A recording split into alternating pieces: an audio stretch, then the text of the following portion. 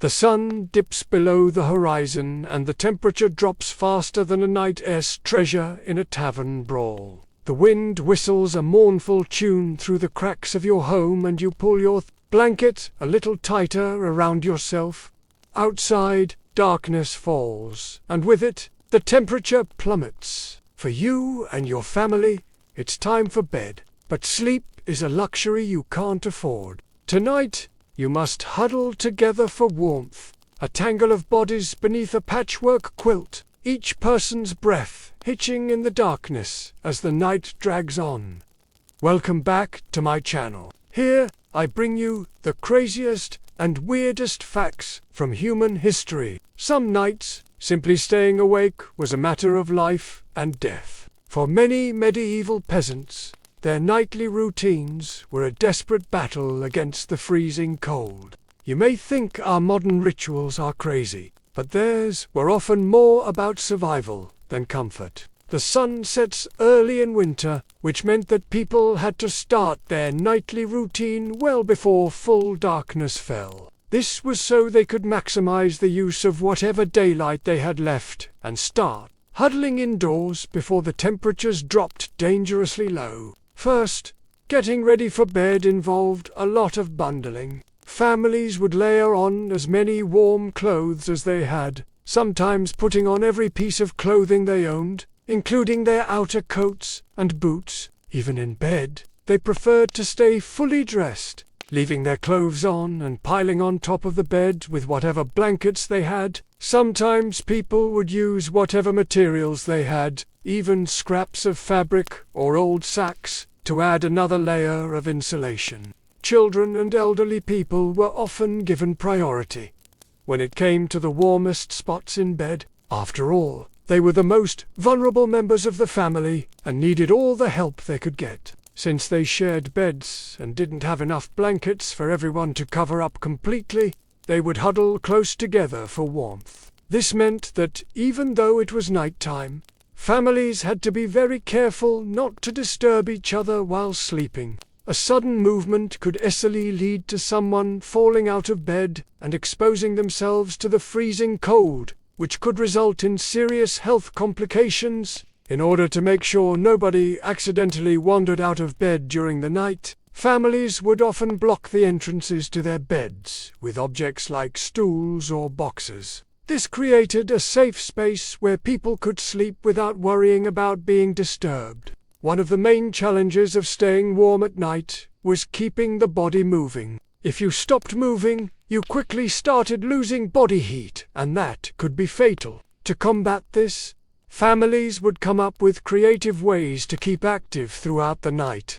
They might sing songs, tell stories, or even play simple games while they cuddled under their blankets. Keeping busy not only helped pass the time, but also generated a little extra body heat. Even with all these measures in place, some nights were simply too cold for medieval peasants to stay warm. On the coldest days, families would take extreme measures. They might put all their animals, including chickens, pigs, and sheep, into the bed with them for extra warmth. Even mice and rats weren't turned away. Animals could generate a surprising amount of heat, and their presence in bed could raise the temperature by a few precious degrees. However, having live animals in bed meant dealing with a lot of noise and, well, animal stuff. Rats in particular were known to carry diseases, so adding them to an already cramped bed with a bunch of sleeping humans wasn't exactly sanitary.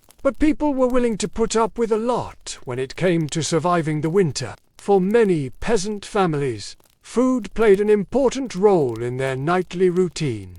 Eating something before bed could help raise their body temperature and keep them warmer for longer. Simple meals like bread and cheese or porridge were common choices, but people would eat whatever they had available. Since cooking required a fire, eating cold food was often the only option, but it was still better than nothing. After all, consuming even a small amount of food could help boost their metabolism and generate a little extra body heat. Some people took things a step further and drank small amounts of alcohol before bed. While this might sound surprising, alcohol actually has a warming effect on the body. Drinking a small amount could help people feel warmer and more comfortable in bed. However, this wasn't always the best idea, since alcohol could make people lose track of what they were doing and increase the risk of accidents, such as falling out of bed or starting a fire. If you think those customs are bizarre, wait till I tell you about the wrestling beds. Not literally wrestling, though. That would be entertaining. No, I mean, people used to sleep in stacked beds. Yes, stacked beds. Back in the medieval times, a cozy cottage wasn't just a dream, it was a necessity. With the scarcity of beds, some families got really creative. They built bunk beds, not because they were trendy or anything, but for pure practicality. And I'm not talking about the regular top and bottom bunk, although that's pretty epic. I'm talking triple, quadruple, and even quintuple stacked beds. This meant that several families, or large families, could share a single house, and each family would occupy a different level of the bed structure. It was like a vertical village. How did people get in and out of the top bunks, you ask? Probably with the help of a ladder. And yes, ladders were not just for reaching the top shelf in your pantry. They were crucial for accessing the upper levels of these bed towers. Imagine a ladder propped up against a bed frame, leading to a tiny little nook where a person could curl up and sleep. But it gets even weirder. Sometimes the lower levels of these bed structures would be used for storing animals. Yeah, you heard that right. Animals. Entire families would sleep with their pigs, goats, or chickens all around them. And yes, the animals would share their beds with the humans. This practice was more common among the poorer peasants who couldn't afford separate places for their animals. Having the animals close by provided a source of warmth and companionship, but it also protected them from predators. Speaking of sharing, these beds were often used communally. This meant that even if you were alone, you wouldn't be sleeping completely alone. The shared body heat, which made it easier to endure the freezing cold. Of course, this also meant that you had to deal with all kinds of bodily fluids and sounds. But hey, it was all part of the experience. These wrestling beds, while unconventional by today's standards, were a testament to the resourcefulness and tenacity of medieval peasants. They managed to make the best out of limited resources and create a sense of community in the harshest of conditions. But if you want to hear more about surviving the medieval winters, click the video on screen now. And until next time, don't forget to show some love, and I'll catch you later. During the Middle Ages, you didn't have the luxury of cranking up the heat and snuggling on the couch. To be young and warm again. But seriously, how did people survive medieval winters? What was the secret to enduring biting winds, treacherous ice, and enough snow to bury your entire village? Surprisingly, some of the answers involve science. No, not mad science. This is science I learned in school. Ready for some cool facts? If your house was falling apart, and your best protection against the elements involved mud and goat hair, well, at least you could laugh about it. Sort of, if your teeth weren't chattering too hard. As if the freezing air wasn't enough, medieval peasants also had to battle a silent enemy rising from below, the frozen ground itself. Floors weren't really floors back then. They were just slightly flatter patches of earth inside your home. Maybe, if you were lucky, someone had thrown down some straw or old rushes to give you the illusion of comfort. But make no mistake, you were sleeping one insulted back away from the cold, hard dirt.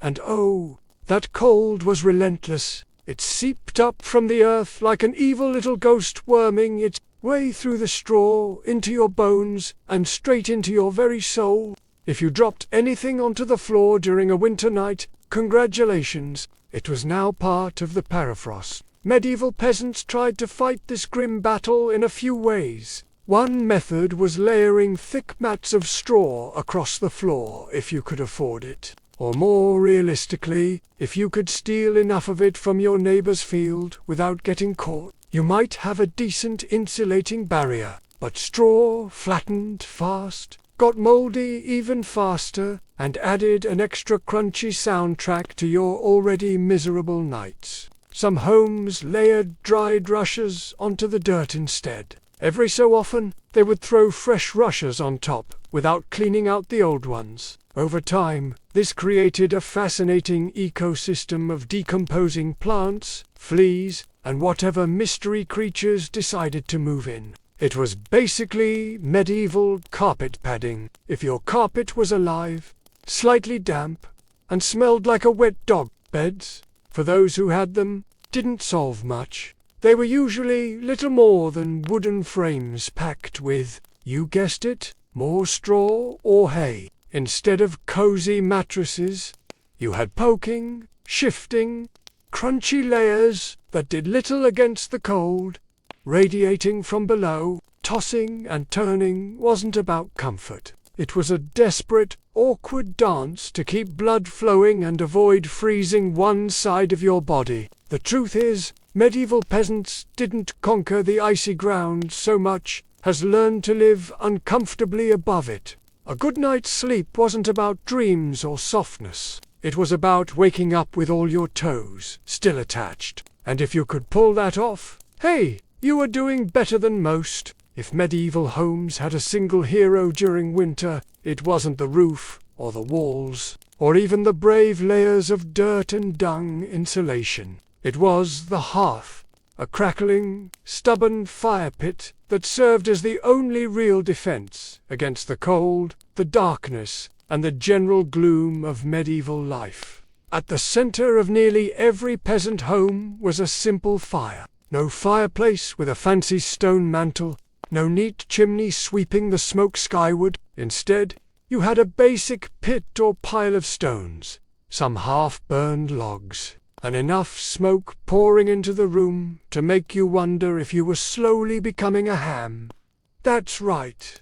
Most homes didn't even have chimneys. Smoke just kind of did its best. It drifted out through small holes in the roof, cracks in the walls, or right into your lungs.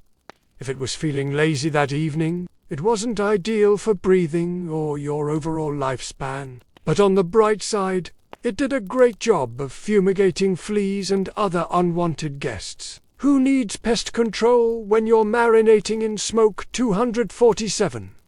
The hearth wasn't just about warmth, either. It was the kitchen, the light source, and sometimes even the medieval version of a television. People sat around the fire telling stories, gossiping, or just staring into the flames because, frankly, there wasn't much else to do after sunset. Keeping the fire alive wasn't just a nice idea, it was mandatory. Letting the fire die out at night was like putting up a sign for the cold to come in and finish you off. Plus, reigniting a fire in winter wasn't as easy as striking a match. You had to work with flint, steel, kindling, and more prayers than you'd ever offered before. Everyone in the family had a duty, stoking the flames, watching the ember, adding peat, sticks, or if you were lucky, a precious piece of dry wood. It was a constant battle between human persistence and the smothering cold that wanted nothing more than to snuff you out. The hearth didn't guarantee survival, but without it, survival was downright impossible. It was a smoky, sputtering, often disappointing little fire. But in a medieval winter, it was the beating heart of hope. If there was one thing medieval peasants feared more than running out of ale, it was letting the fire go out overnight. Without that warm, flickering lifeline, the cold would creep in faster than a tax collector after harvest. And in the dead of winter, reigniting a fire from scratch wasn't just inconvenient. It could be deadly. Matches didn't exist yet. Lighters dream on. Rekindling a fire meant striking flint and steel together, praying for a single precious spark, and then coddling that spark with tender love. And whatever dry kindling you had already burned days ago. Imagine trying to do all this in the freezing dark, half asleep with frozen fingers. Now add a hungry wolf howling in the distance for extra motivation. So, peasants got smart. They banked the fire. No, not in a cozy savings account. Banking meant carefully burying the embers under a mound of ash right before bed. The ash acted like a blanket, insulating the glowing coals and keeping them alive, just barely, until morning. If you did it right, you could stroll over at sunrise, poke the pile a little, add fresh wood, and voila, fire without the frostbite. But if you did it wrong, well, let's just say mornings got a whole lot colder and a whole lot grumpy. Fire banking was less about mastering nature and more about buying just a few more precious hours of warmth. And if you woke up to even a single surviving ember, that was your victory right there. And enough to face another day of battling the cold. So we learned a few things. Peasants covered their floors with gross, flammable things. Their houses leaked smoke everywhere, and keeping a fire going was a full-time job. I don't know about you, but I am pretty grateful for modern conveniences like indoor plumbing and fireplaces that don't also try to kill us. The worst part of winter isn't the cold or the dark, it's cabin fever. Because what's worse than bitter winds outside? Bitter winds plus bitter family members inside. It's pure torture. I think I need a drink. Well, guess what? You're in luck. The Science Channel has plenty of videos about all sorts of beverages, from beer to kombucha. So click on one of these fun recommendations to see me make some delicious drinks. Back in the day, folks slept right alongside their farm animals, which may sound pretty cute until you realize that these animals sometimes include cows, goats, and pigs. Yeah, these poor peasants have to contend with mooing, oinking, and bleating in the middle of the night, not to mention all the fur and dander floating around. Sounds delightful, doesn't it? Hello and welcome to my channel. And today we're talking about disgusting facts about medieval peasants that you didn't know. From sleeping arrangements to toilet habits, medieval peasant life might seem romantic, but let's just say it was pretty stinky. One chamber pot? Don't be fooled by its fancy name. A chamber pot is essentially a bucket that sits in the corner of your room, usually shared by several people, collecting all kinds of domestic waste, human and animal. Yeah, they didn't have indoor plumbing, so this thing collects urine for cleaning, water for drinking, and God knows what else. And don't even think about flushing. Those chamber pots are emptied out the window. So if you're walking down a medieval street, watch your head, because anything can fall at any time. Chamber pots aren't just unsanitary, they're dangerous. Speaking of things falling from above, too, hanging by a thread, medieval houses weren't exactly built with safety in mind. Floors were uneven, balconies were rickety, and staircases looked like they belonged in a horror movie. The rich tried to make their homes more secure, but it was still common for people to fall out of windows, sometimes to their deaths. Now, why am I telling you this? Well, when it comes to outhouses, medieval peasants were trusting that the structure will hold their weight and not collapse. They didn't have seat belts, so when they needed to relieve themselves on the porcelain throne, they had to hang by a rope. Yeah, you heard that right. Outhouses didn't have swinging doors or automatic flushers. They had ropes. People would swing from a rope attached to the nearest sturdy object, trying to aim for the hole in the outhouse floor. Sounds fun, doesn't it? Just make sure you're wearing pants. 3. Forgotten hygiene. Today we have the luxury of taking a hot shower after a long day. But back in the Middle Ages, Hygiene wasn't really a priority for peasants. They didn't have running water or fancy soaps, so they relied on good old dirt to cover up their, lovely odors. Sure, they washed their hands and faces occasionally, but brushing teeth wasn't really their thing. In fact, they often used urine to clean their teeth.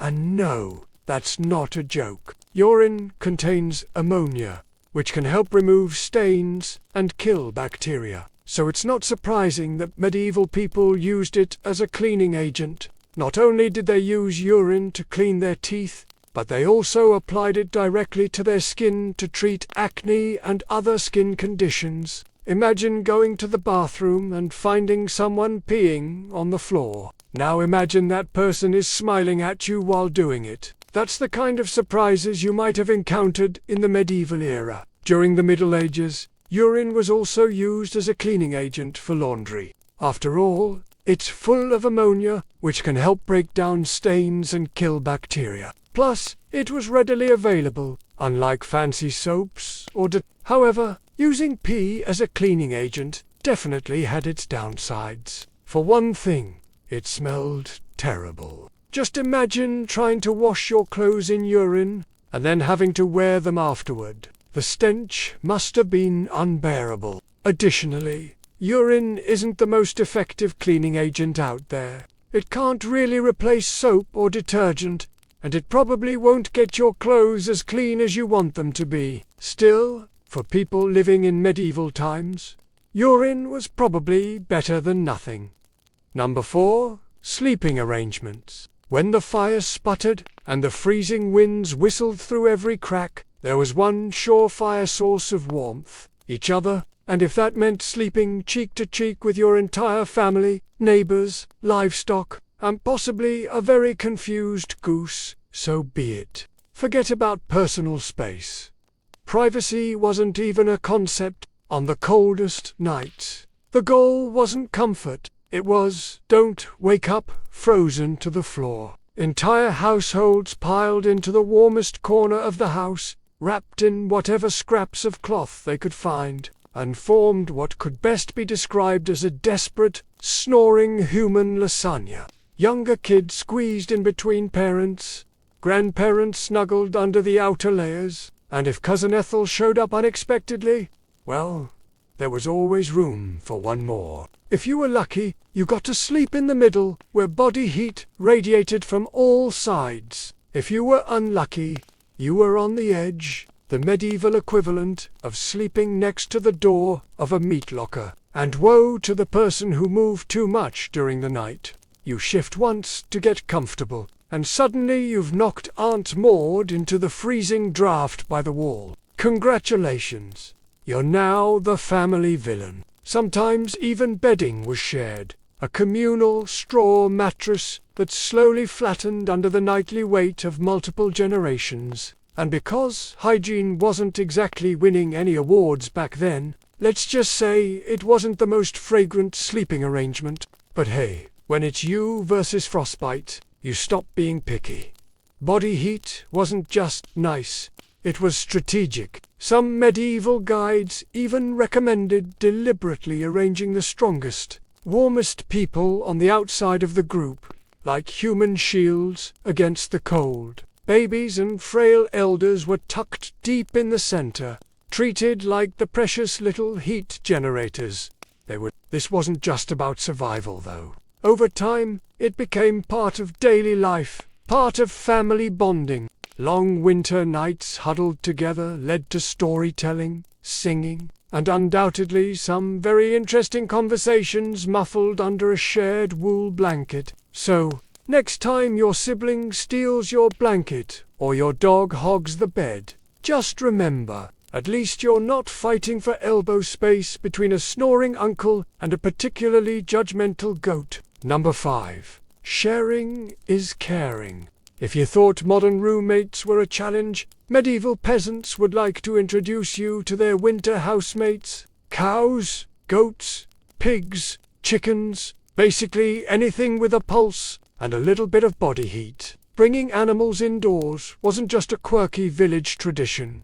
It was vital for survival. Livestock generated warmth, and in a poorly insulated H-fell where the wind howled louder than your stomach, every little degree mattered. Plus, if your goat shared a wall with you, it was slightly less likely to get stolen by a neighbor in the dead of night.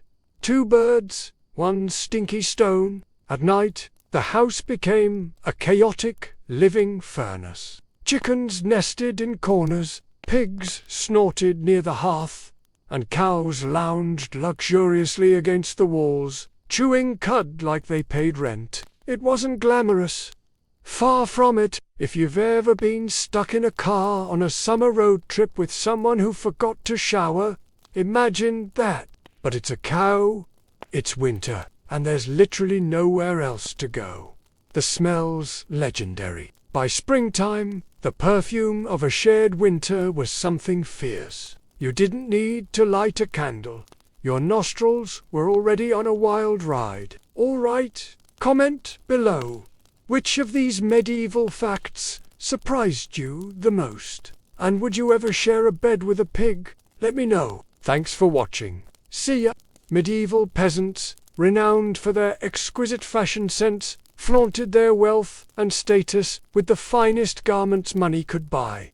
Just kidding. Medieval peasants didn't have much money. Their wardrobe was mostly hand-me-downs, or things they made themselves. But did they really wear smelly, dirty clothes? It depends on what you mean by dirty. For peasants, getting filthy in the modern sense was rare. They either couldn't afford soap or had no access to it. But that doesn't mean they strolled around reeking of BO. They bathed in rivers or streams and washed their clothes when they could. Still, medieval clothing, no matter how freshly laundered, bore a permanent aroma of smoke, sweat, and animal musk. So why did peasants wear dirty clothes? Well, partly it was practicality. Peasants lived busy, active lives, often working long hours in the fields. Their clothes got dirty, so they wore them again instead of wasting time washing. Also, cleanliness standards differed then and now. For example, people bathed less frequently, believing frequent washing removed protective oils from the skin. Additionally, many saw dirt as a shield against disease, which might sound odd, but there was logic to it. Dirt and grime trapped harmful bacteria close to the skin, preventing it from entering open wounds. This helped prevent deadly infections common in the era. Lastly, clothing was expensive to wash, taking time and money. Peasants, already poor, couldn't afford fresh laundry daily. Instead, they'd patch up old clothes rather than throw them away. They'd reuse water from washing dishes or chamber pots, saving precious resources for essential items. So while peasants sometimes wore unwashed clothes, they weren't filthy by today's standards. They were just practical, informed by hygiene norms and economic realities of the time. During medieval times, food shortages and famines were sadly pretty common. For those living in the dark and dank stone prisons we call castles, the situation was particularly dire. Rations were scarce and unreliable, leading to malnutrition and hunger becoming a constant companion. While starvation might seem like a thing of the past in our modern world, the reality is that millions still face food insecurity every single day. It's a harsh truth that contradicts our perception of how far we've come as a society. Medieval peasants wore rags instead of pants for several reasons. Firstly, rags were a convenient and inexpensive substitute for pants. Peasants were typically poor and couldn't afford new clothes very often, so they would reuse old, worn-out fabric scraps from other garments or household items. These scraps of material, often just a few inches wide, were easily transformed into simple loincloths or wrapped around the legs as makeshift pants. This method also saved valuable resources that could be used for more critical purposes like farming or crafting. Moreover, rags provided some level of protection while working in the fields. They shielded the skin from thorns, dirt, and other debris, preventing cuts and scrapes. Additionally, in hot weather, rags were more breathable and comfortable than tight-fitted pants made from heavier materials like wool. They allowed for better air circulation, reducing sweating and discomfort during strenuous activities. Furthermore, the use of rags was widespread among peasants across Europe during the Middle Ages. It wasn't a unique or regional practice, reflecting the common economic and practical challenges faced by this social class. However, it's important to note that not all peasants went completely without pants. While rags were a common sight, some peasants may have occasionally worn padded hose or simple tunics that reached the knees as a more substantial lower body garment. Nevertheless, the prevalence of rags as a substitute for pants among medieval peasants is evident in historical records, artwork, and literature of the time period. Medieval peasants didn't own much, but they held on to their tools with dear life. Losing a hammer could mean losing a day's wage, while a broken plough meant extra work. To protect their tools from hungry metal eaters, they turned to a combination of resourcefulness and superstition. Most tools were kept inside the home, tucked away in corners, or hanging from rafters. After all, why leave your livelihood to fate? Then came the charms. Hammers were kissed for luck, slung upside down to avoid an evil spirit's entry, or hung with red ribbons to ward off witches. Ploughs were blessed by priests, while sickles received special treatment during the harvest season. Superstitions were everywhere, from burying a horseshoe to ward off harm to reciting prayers before starting a task. Even the placement of tools mattered. An east-facing workbench was considered unlucky for a carpenter, while a blacksmith's anvil shouldn't touch the ground. In essence, medieval peasants took precautions big and small, combining practicality with folklore to ensure their tools lasted and their hard work didn't go to waste. The medieval peasant diet primarily consisted of thick soups, stews, and porridge due to their practicality and filling nature. These dishes were easy to prepare, requiring minimal cooking skills or equipment, which was ideal for the rural lifestyle. Soups and stews were also perfect for stretching ingredients and leftovers, ensuring that meals remained filling even when food was scarce. Moreover, these hearty dishes could be prepared in large batches, providing sustenance for families and livestock throughout the day. For instance, a pot of stew could feed both a peasant family and their animals, helping them survive lean times. Additionally, these foods were culturally appropriate, fitting within the traditional agricultural cycle and local customs. Finally, the medieval peasant diet lacked variety, making these staples necessary for maintaining a balanced intake of nutrients. While lacking in vitamins and other essential components, these dishes fulfilled basic caloric needs, allowing peasants to work long hours in the fields. In conclusion, medieval peasants relied on a diet of thick soups, stews, and porridge due to their practicality, filling nature, cultural appropriateness, and necessity for survival.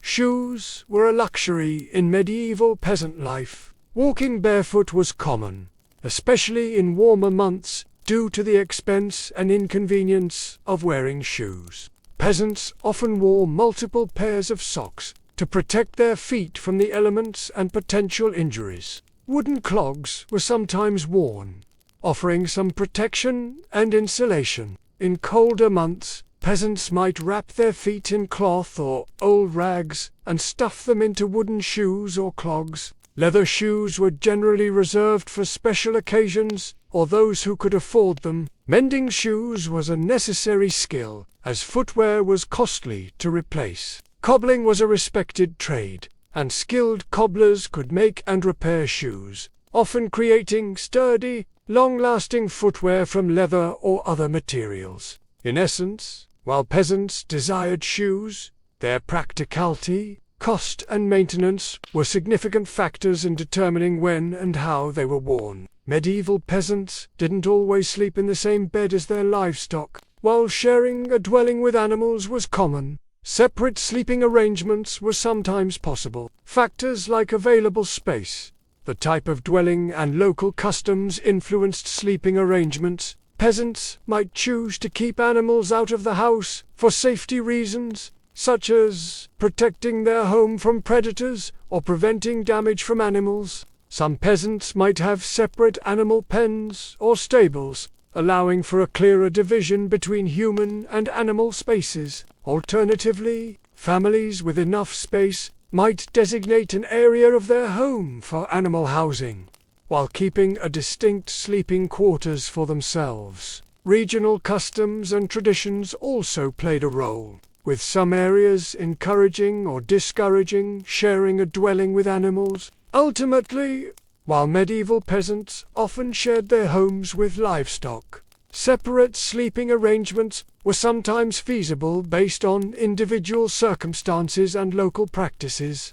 The lack of basic hygiene practices in medieval times led to unpleasant personal care habits. For example, people rarely brushed their teeth or cleaned their mouths, leading to bad breath and tooth decay. Bathing was infrequent, resulting in body odor and skin conditions. The use of perfumes and scented oils to mask body odor was common, but these substances were expensive and not widely accessible. Dirty clothes and linens were worn for extended periods, contributing to body odor and the spread of disease. Chamber pots were used for sanitation, but their contents were often left outside or dumped into the street, creating unsanitary conditions. Furthermore, the absence of public bathrooms led to people relieving themselves in public spaces, further contributing to the unpleasant and unsanitary environment.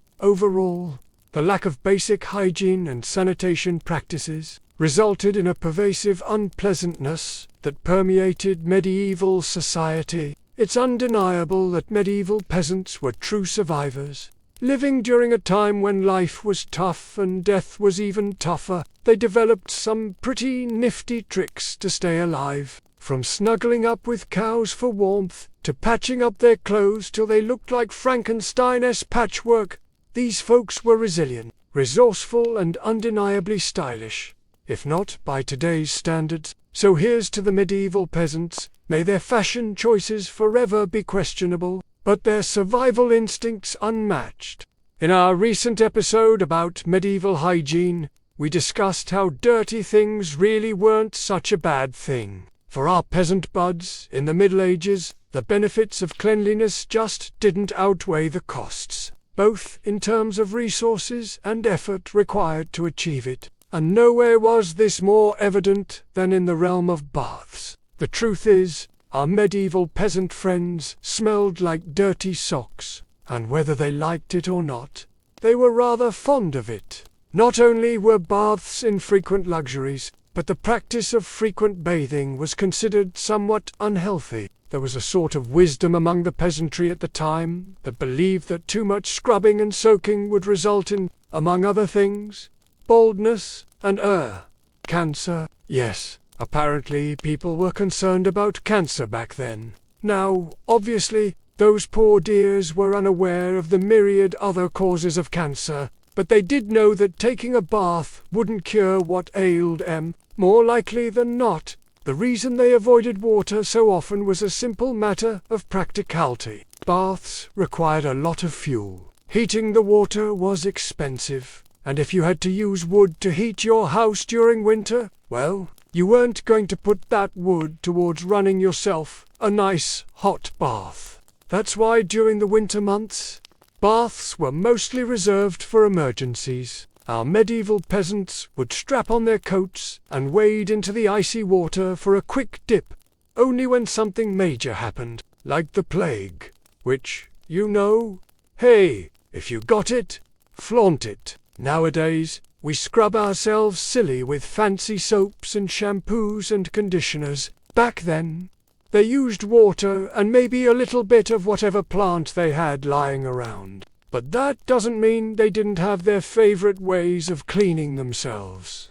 During the summer months, when they weren't risking frostbite, our buddies would use whatever they could get their hands on to stay clean. Water was scarce, so they often took advantage of portable tubs filled with rainwater or, and this sounds gross now, water from the river Styx, the river most famously known for carrying souls away from the land of the living to the land of the dead. Now, the reason this is as nasty as it sounds is because this was a common method of water transport. Rivers were everywhere and easily accessible, and despite the mythical associations with the river Styx, it wasn't any more gross than dipping a bucket down into your well for drinking water. The peasantry also kept themselves busy with household chores that involved water, like washing clothes, dishes, and linens. So these activities helped keep them reasonably clean. Their tools were simple. They scrubbed clothes with wood ash and urine. Urine was popular in medieval Europe as a cleaning agent, thanks to its ammonia content. And nobody was drinking that stuff.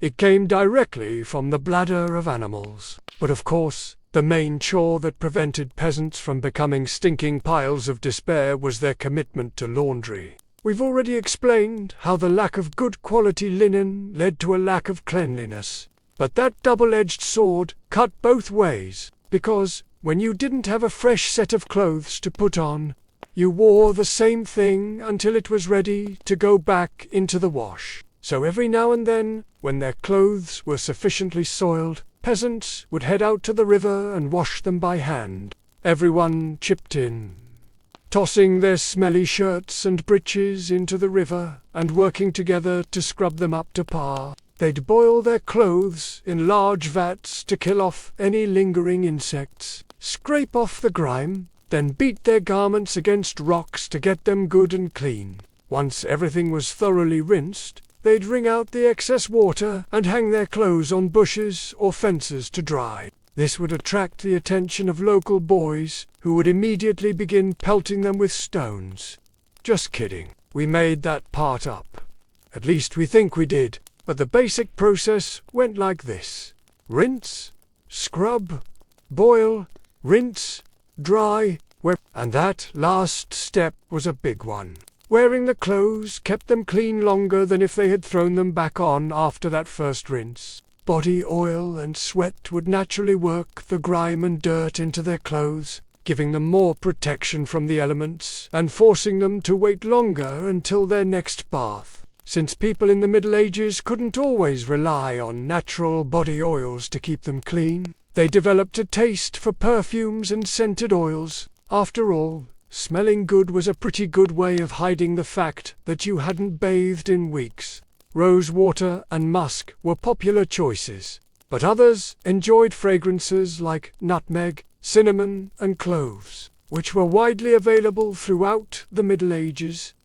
Then there were the wealthy elite, who could afford to take baths as often as their bodies desired. While it was uncommon for kings and queens to bathe daily, as a general rule, they did it far more frequently than the peasantry, and when they did it in style. Royal bathrooms were ornate affairs, heated by servants and supplied with scented candles and oils. A royal bath was a show of power and wealth, but also a necessary hygienic measure to prevent disease and illness in a time when germs were invisible, but oh so real. King Henry VIII held the record for the longest bath ever taken, clocking in at a whopping 9 hours. And even though his bachelors might have felt like they were sitting in a cauldron of human sacrifice, historians assure us that he did take some breaks. Still, even Henry wasn't immune to the occasional unfortunate bathroom accident. He was known to relieve himself in his bathwater,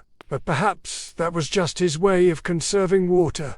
You do what you can when you're king. After all, some modern historians believe that Henry's insistence on adding brandy and saffron to his bath was a desperate attempt to hide the stench of stale urine. But hey, that's just a theory. A royal hygiene theory, as easy as it is to paint the entire medieval era with a broad brush of filth, it is important to remember that there were variations in how dirty things were across the social classes and the seasons. For example, in summer, when the sun blazed and the temperatures rose, folks found ways to cool down and avoid getting too grimy. In winter, however, things took a turn for the worse, bringing with them a different set of challenges that left medieval people even dirtier than usual. On the bright side, when you think about it, a good layer of grime could act as a sort of natural insulation. So in that sense, it might have been a good thing that medieval people got so dirty. We might have stood a better chance against Jack Frost nipping at our noses. Let's just say, thankfully, we've come a long way from medieval times, in terms of sanitation and public health. But here's to hoping that the next time we face a chilly season, we don't revert back to the days of caked-on filth. Life in medieval Europe, the Dark Ages, was awesome. Or check out what life was really like in medieval villages. These meals weren't just peasant food, they were survival rations, each bite edging them closer to spring. But it wasn't all that simple. You couldn't just gobble down a triple meat pizza and figure the cold would take the hint and bugger off home. No, sir. Eating for warmth was more of an art form, a careful balance of timing, temperature, and stomach capacity. For starters, eating right before bedtime was a tricky business. The last thing you wanted to do is lay down with a belly full of food. That was a quick path to indigestion and possibly spending the night doubled over in agony, while the rest of your family froze solid around you. So, instead, it was more common for peasants to eat their fill a couple hours before bedtime, giving their bodies time to start digesting and generating that oh-so-precious internal heat. Think of it like getting ready for bed after a big bowl of oatmeal. Your body doesn't immediately convert that bowl into body heat. It takes a bit of time to get started, and that was key to the peasant plan. By the time their heads hit the pillow, the process had begun. Meals were planned around this rule. Peasants timed their dinners so they'd finish eating about 2 hours before lights out, leaving plenty of time for digestion to kick into gear. This isn't exactly rocket science. Everyone knows that food turns into heat eventually. What's surprising is that peasants figured this out without modern-day nutrition science. Now, the ideal pre-bedtime meal was something hearty, heavy, and packed with nutrients. It sounds like a tough sell for veggies, right? Well, not for root veggies. These were vegetables that grew underground, like carrots, potatoes, and the famous medieval favorite, parsnips. They were easy to store and surprisingly filling. Turnips and rutabagas were also popular choices. Basically, anything that could withstand the winter was fair game. Meat was another staple, and it wasn't just for the flavor.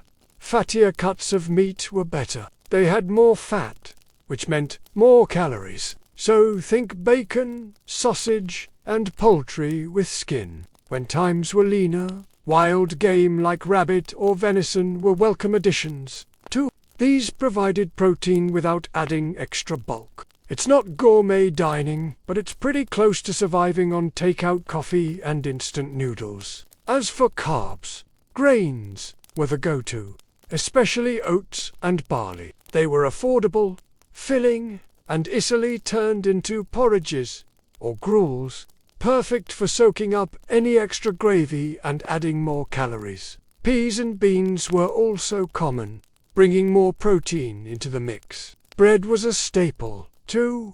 Dense loaves, made with rye or barley flour, were tough, grainy, and probably looked like something you'd find in an ancient Egyptian tomb. They might not have tasted great, but they were basically bricks of portable calories. Now, here's the kicker. Those delicious calorie bombs weren't just plopped onto a plate and devoured. No, sir. This was a carefully orchestrated production. Serving sizes were generous. but not excessive. You wouldn't see peasants wasting food. Every scrap was used, every bone picked clean. Leftovers were saved for later. Nothing went to waste. Remember, we're talking medieval peasant here, not a Viking raiding party. But don't think for a second that they weren't going hard behind the scenes. Each dish was chosen and portioned out for maximum warmth generation. Families sat together, sharing large bowls of stew or bread, passing them around until everyone had their fill. Even children got their share of high-calorie grub, often in smaller versions of adult meals. Basically, it was communal dining with an added dose of survival instincts. The atmosphere was probably pretty cozy. Imagine flickering candlelight, steaming bowls, and tired parents nodding along as their kids regale them with tales of daring knights and dragons. Okay, maybe not that last part. Winter nights were long and dangerous, but food helped families make it through. There was a ritual to it all. A comforting routine that reminded people that even in the darkest days, they had each other and a belly full of warmth. Now, you're probably thinking that all this pre-bedtime feasting must have been a recipe for disaster, right? Like clogged arteries and heart attacks. Medieval style? Well, you're not wrong. But here's the thing. Eating a ton of heavy carbs and fat might not have been the healthiest habit. But it did keep body fat levels high, which was an advantage back then. Back in medieval times, being chubby wasn't seen as a bad thing. In fact, people thought that a little extra weight meant you were healthy and well-nourished. But let me tell you, those chunky medieval folks had no idea what was going on inside those jiggly bits. We now know that carrying around extra pounds wasn't a sign of good health. But a ticking time bomb for stuff like heart disease? Yep.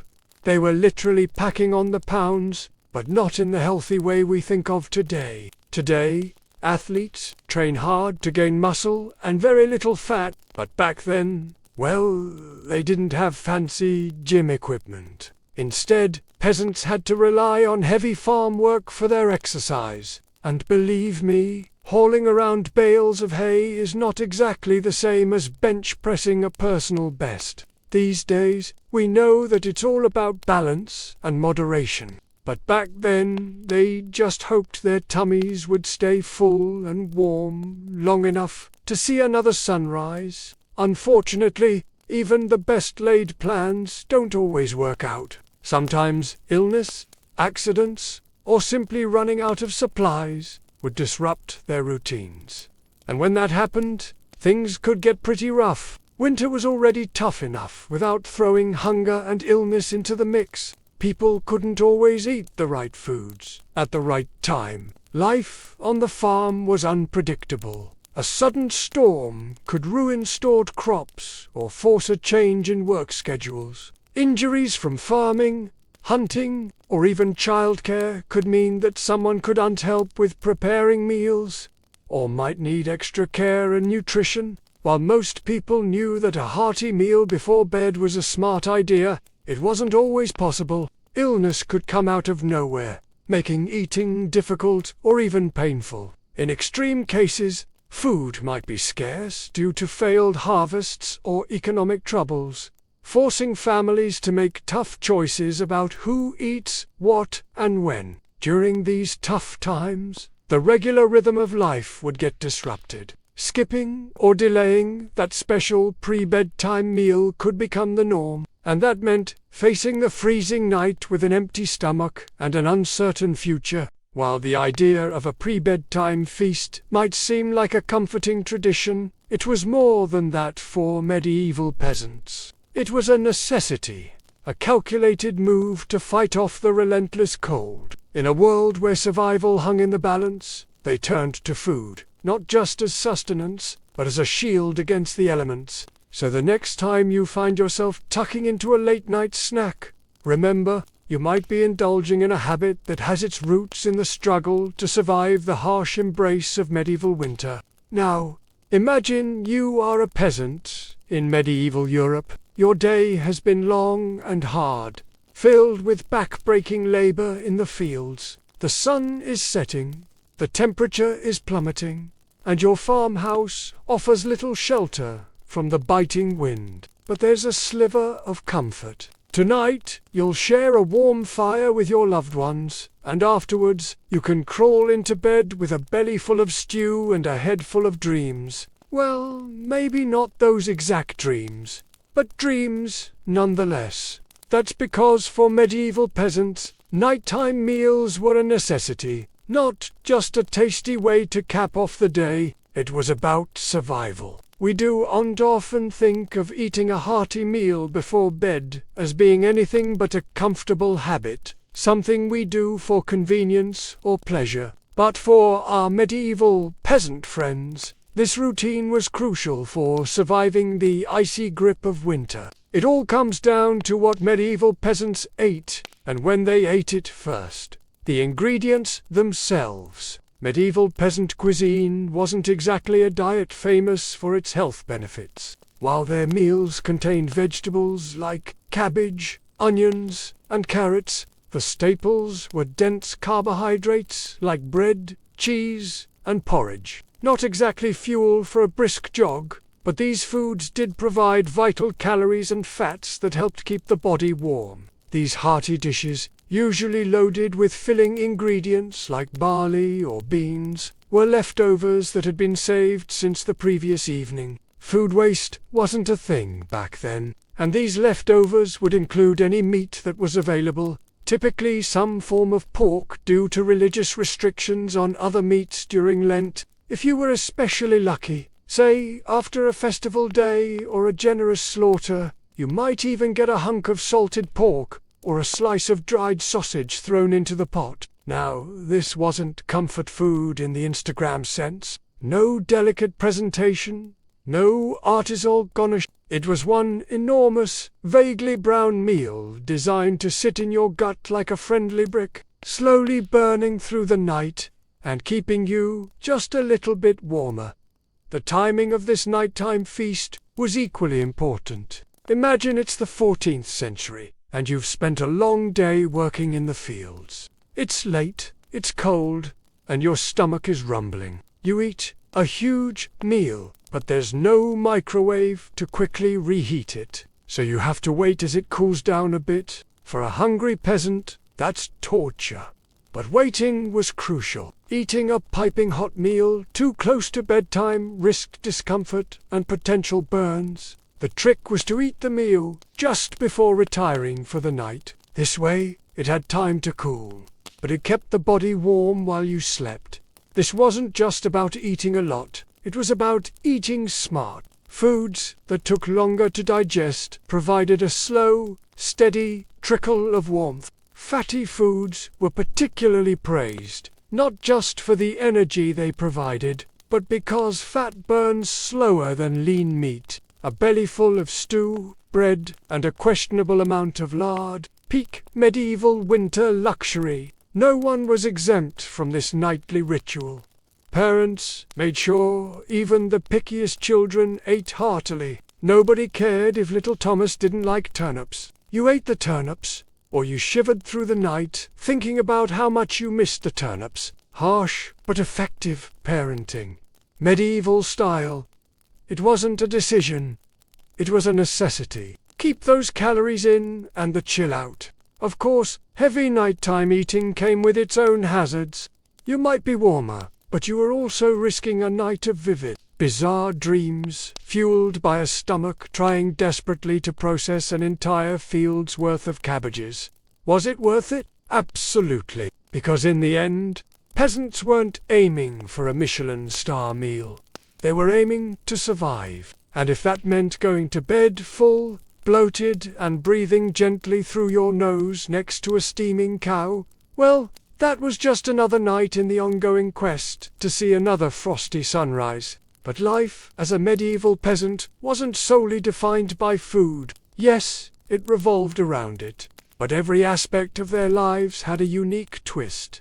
Even their beds weren't just for sleeping. There were fortresses against the cold, Intricate designs of overlapping straw pallets covered with animal skins or whatever they could find. They were meant to last, well, as long as the house itself. Think of it as the original IKEA furniture, except you couldn't assemble it with a single Allen wrench. As night fell, the humble bed transformed from a place of rest to a battlefield against the elements. Families would pile into the center of their modest homes, seeking refuge from the creeping darkness and the even colder temperatures outside. The concept of a bedroom was almost alien to them. Privacy and personal space weren't priorities in these crowded dwellings. Instead, the primary goal was collective warmth. Everyone huddled together to maintain a semblance of comfort. The beds were strategic battle stations, not just for warmth, but also for protection. With limited resources and constant threats like flooding and invasions, these multi-purpose beds were their only defense. They were fortresses of sorts, offering a sense of security that extended beyond mere sleep. But the struggle for warmth wasn't just confined to their bedrooms. Medieval peasants developed ingenious solutions to combat the cold. From the simple yet effective haybox to the surprisingly practical heated stone, these weren't just quaint historical oddities, they were lifelines for survival. They represent a clever attempt to manipulate the environment, harnessing natural resources to combat the harsh realities of medieval winters. The haybox was a peasant invention. That sounds rustic, and it absolutely was. But the idea was pure genius. Peasants would take a sturdy wooden box, line it thickly with hay, and use it to store food that had been cooked earlier, keeping it warm for hours. Leftover stew, hot porridge, toss it into the hay box, cover it up, and it stayed hot enough for a late-night snack without needing to risk reigniting the fire. Medieval slow cookers, basically. But peasants didn't just stop at food. They realized if hay could trap the heat from a stew pot, it could also trap the heat from something even better: rocks. Enter the era of the heated stone. Before heading to bed, someone, probably whichever unlucky child lost the family argument, would grab a flat stone and chuck it into the heart of the hearth fire. After roasting it until it was nearly too hot to touch, a fine line between helpful and third-degree burn, they'd fish it out using a stick or some old tongs. The stone, still radiating blissful warmth, would be carefully wrapped in rags, tucked into an old piece of cloth, or jammed into a clay pot, then slipped under the hay in the mattress, or down at the foot of the bed, a medieval heating pad ready to do battle against the frozen earth. Of course, there were risks. If you didn't wrap the stone properly, congratulations. You now had a small, localized house fire. And if you dropped it on your foot, well, let's just say winter injuries weren't always caused by slipping on ice. But when everything went right, that stone provided precious, comforting warmth that could last for hours. It wasn't luxurious. But when you lived in a half-frozen hut, luxury was defined as not waking up with icicles dangling from your nose. In the grand arsenal of medieval winter survival, a hot rock tucked into some hay might not sound glamorous, but for peasants clinging to whatever heat they could find, it was a tiny miracle. What may seem like trivial details today were critical for the peasants' daily lives. Their strategies for warmth weren't just about staying alive, they were about enduring and adapting. It's a testament to their resilience that they turned everyday items into tools for survival. It wasn't uncommon for medieval peasants to sleep fully clothed, often in multiple layers. This practice wasn't just about convenience or modesty. It was a way to stay warm. They wore thick woolen or linen shirts, often with additional undergarments, and slept in sturdy trousers tucked into heavy boots.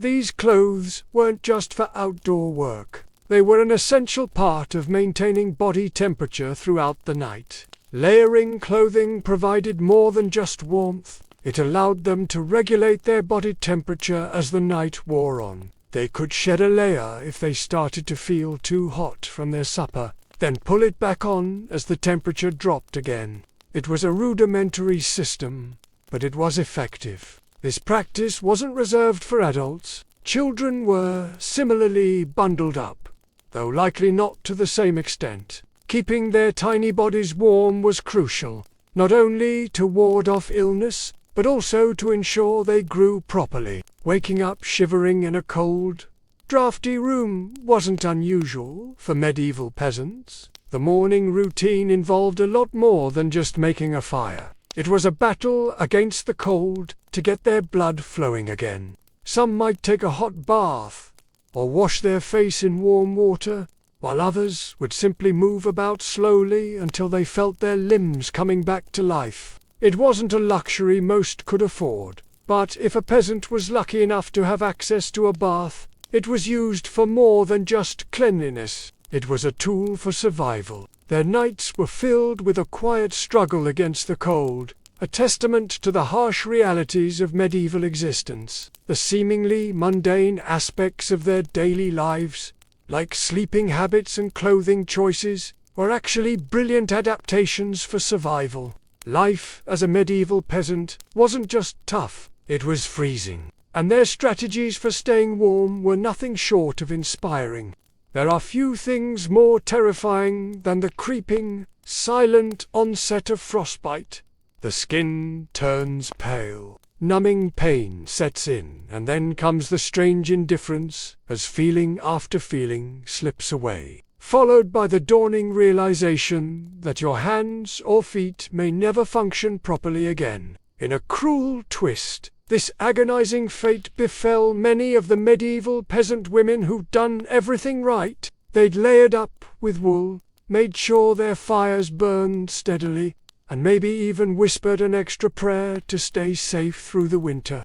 But for some, it didn't matter. All their efforts were swallowed by the relentless winter, and they were left facing a new kind of horror. Frost-nipped fingers or toes could be lost forever, leaving behind stiff, misshapen limbs that were difficult or impossible to use. Imagine trying to dig in the soil for next year's crops with a clubfoot, or try to wring a chicken's neck with a numb hand. The implications of losing a hand or foot to winter extended far beyond personal suffering. It was a threat to a livelihood, to family, and in a harsh world, to life. To understand the true horror of frostbite in the medieval world, we need to rewind a bit to see how a seemingly random element came into play. Snow. It's easy to think of snow as pretty, clean, sparkly, fun, but for medieval peasants, snow was a sneaky, deceptively beautiful monster. Sure, it blanketed roofs and fields in a thick layer of fluffy-looking death. That death was cold, unforgiving, and capable of crippling or killing anyone who dared get too close. Snow could collapse roofs, burying families alive under tons of heavy timber and ice. It could bury paths and fields, disrupting travel and turning farmlands into treacherous skating rinks. And let's not forget about the silent hazard, snow blindness. Caught in a blizzard without proper protection, you could look directly at the sun and be blinded for life. So when a snowstorm hit, peasants didn't just throw on their warmest cloak and stroll merrily in the falling flakes. No, they hunkered down tight, holding on tight to their doors, windows, and most importantly, their eyes. As for the rest of their bodies, well, that was a trickier proposition. Layers upon layers of woolen clothing helped, but even that could fail. Many peasant women suffered frostbite in the extremities, their fingers and toes being the most vulnerable parts of their bodies. Why? Well, partially because women typically wore skirts instead of pants. This left their ankles and feet exposed, making them more vulnerable to the numbing cold. But that's not the whole story. There was something else, something scientists today are only beginning to understand. According to medical experts, women are biologically more susceptible to the damaging effects of cold than men. Their smaller body size, lower muscle mass, and proportionally larger surface area make them more vulnerable to rapid heat loss. And to top it off, societal expectations often forced women to wear more restrictive clothing, which further hindered their ability to stay warm. So when a snowstorm hit, women were generally more vulnerable to frostbite than men. But there was a silver lining. Women were also more likely to have access to herbal remedies and traditional treatments, which could help alleviate the symptoms of frostbite and prevent it from worsening. While the medical community continues to investigate the biological factors contributing to these differences, one thing is clear: in the medieval world, frostbite posed a unique and terrifying threat, especially for peasant women. As the cold gripped their fingers and toes, they were not just facing a personal ordeal, but a potential life-altering catastrophe. Losing a hand or foot to frostbite could mean the end of their ability to contribute to their household, to earn a living, or even to care for their own children. But despite the danger, peasant women did everything they could to stay warm and keep their body parts intact. They layered up in thick wool, brewed hot drinks, and even resorted to using hot stones to warm their feet. They huddled around the fire and sang songs, while sharing stories of past winters and the lessons learned from them. Life for a peasant woman in the medieval world was tough enough without the added threat of frostbite. But they were tough, too. They persevered through countless hardships, and their resilience was evident in their determination to stay warm and safe during the coldest months of the year. The threat of frostbite hung over them constantly, a reminder of the harsh realities of their world. But their bravery and resourcefulness ensured that they not only survived, but thrived, weaving their strength and wisdom into the fabric of their communities. In the face of such adversity, their spirit endured, proving that even in the darkest of winters, the human spirit can prevail. Now, imagine this scene. A child's raspy voice breaks the stillness of the night, calling out for Mama.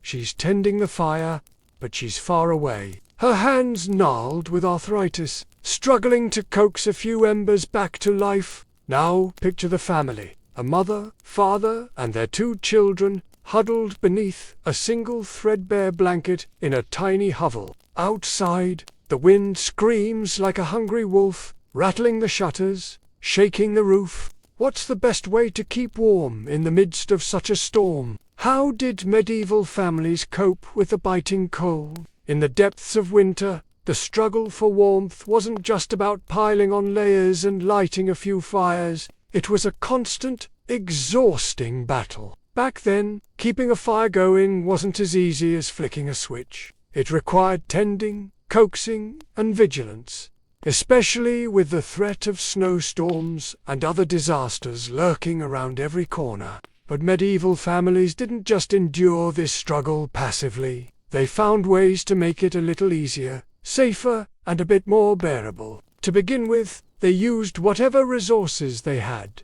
even the smallest ones, to keep their fires going. A couple of sticks, a handful of leaves, even the skin from a recently slaughtered animal could be used as tinder to catch a spark and start a small flame. Then came the construction of the hearth. Unlike today's fancy fireplaces, medieval hearths were simple affairs, often little more than a hole in the wall with a chimney attached to keep the smoke at bay. However, these humble hearths were the centers of medieval life, providing warmth, light, and a place to cook food. Families would spend hours each day gathering materials for their fires, collecting wood, hunting for dry leaves, and foraging for other flammable items. This wasn't just a chore.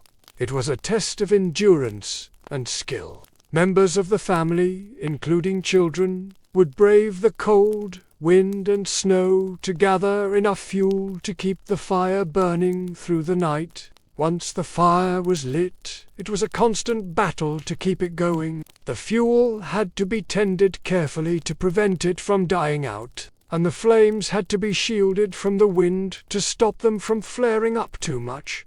It was a delicate balance, but a necessary one. Keeping the fire going wasn't just about staying warm. It was about cooking food, boiling water, and keeping the darkness of night at bay. Without a fire, medieval life would grind to a halt. Markets wouldn't function, crops couldn't be processed, and the risk of illness would skyrocket. So the struggle to stay warm wasn't just about individual survival, it was about keeping society functioning.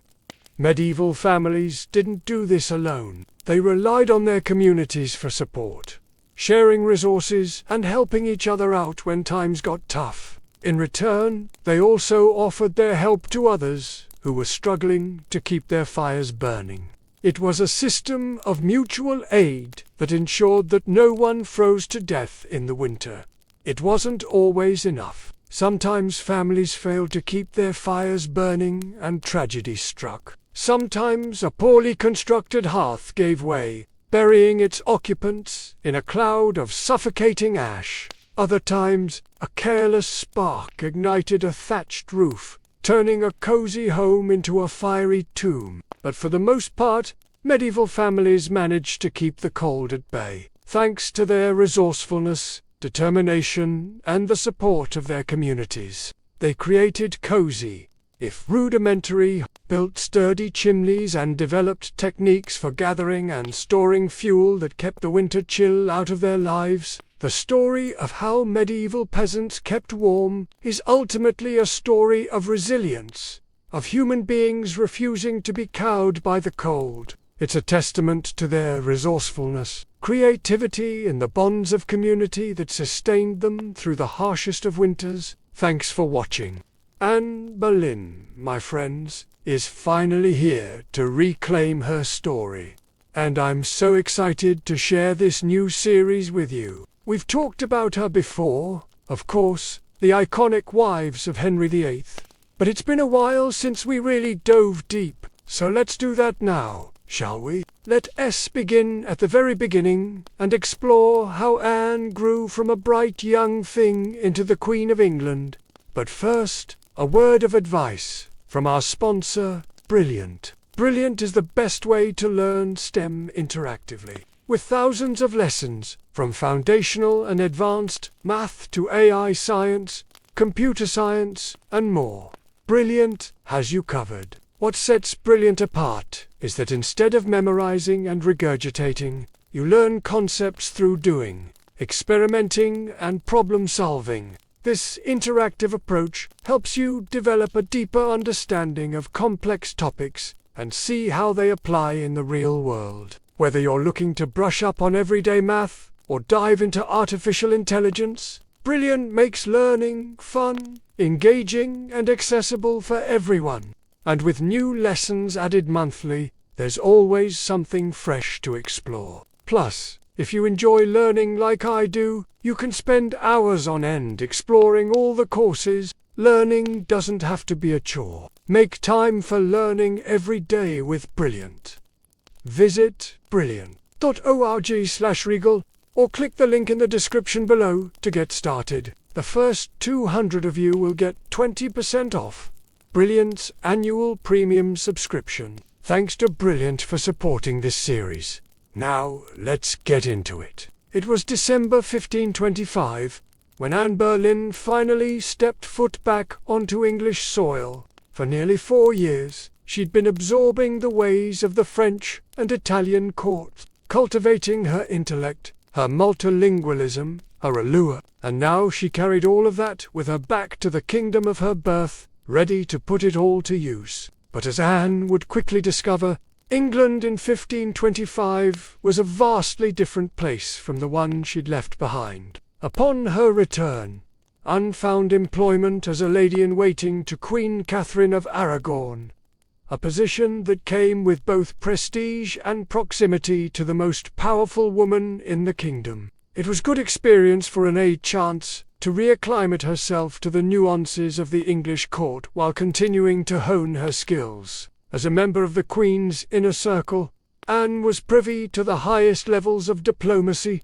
the closest councils. She watched and learned as Catherine navigated the treacherous waters of royal politics. expertly balancing tradition and change. These were valuable lessons that would serve her well in the years to come. Meanwhile, the king, Henry VIII, was engaged in a very public battle to secure a divorce from Catherine, a battle that had both religious and political dimensions. The stakes were high and emotions ran rampant as the kingdom grappled with the unprecedented crisis, and amid this tempest of uncertainty, Anne found herself becoming increasingly indispensable to the king. Henry, a shrewd judge of character when it suited him, saw in her a combination of intelligence, refinement, and a certain audaciousness that intrigued him. He noticed her sharp tongue, her keen understanding of the world, her ability to hold her own in his boisterous, male-dominated court. She wasn't afraid to speak her mind, to challenge ideas, to spar verbally with the best of them.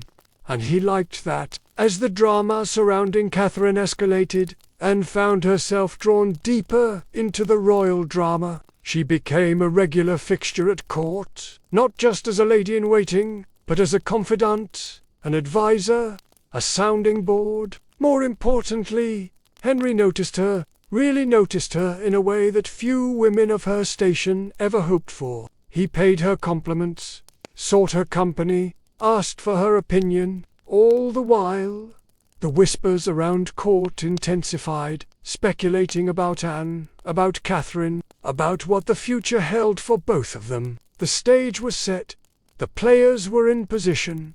All that was missing was the script.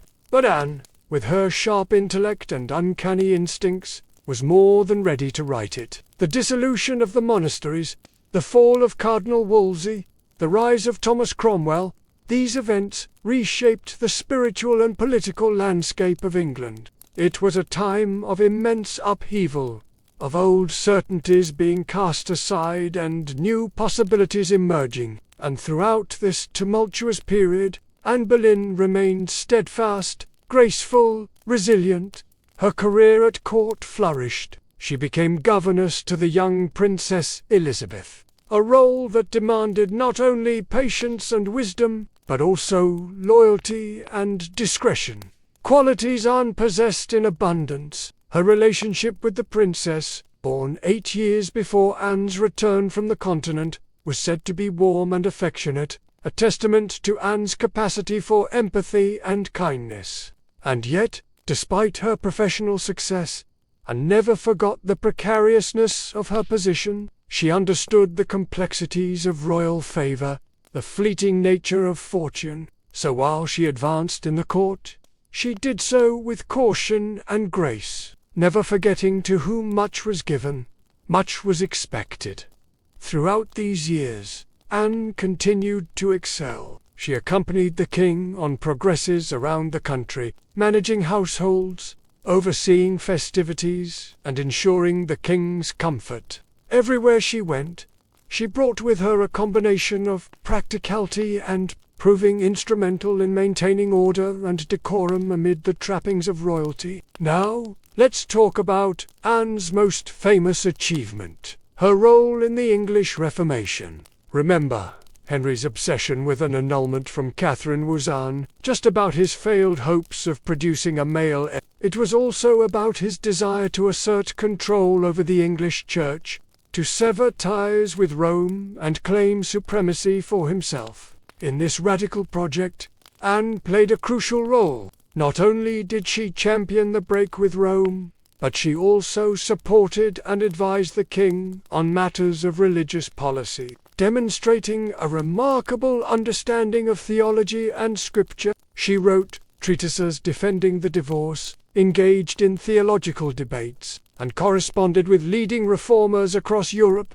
Throughout this contentious process, and emerged as a strong voice, advocating for reform and demonstrating an intellectual prowess that stunned her contemporaries. But amidst the shifting religious landscape, Anne's personal life was also changing dramatically. The annulment with Catherine was granted in 1533, and soon afterward, Anne found herself at the centre of a new drama, the king's courtship of her. For many, this would have been a dream come true.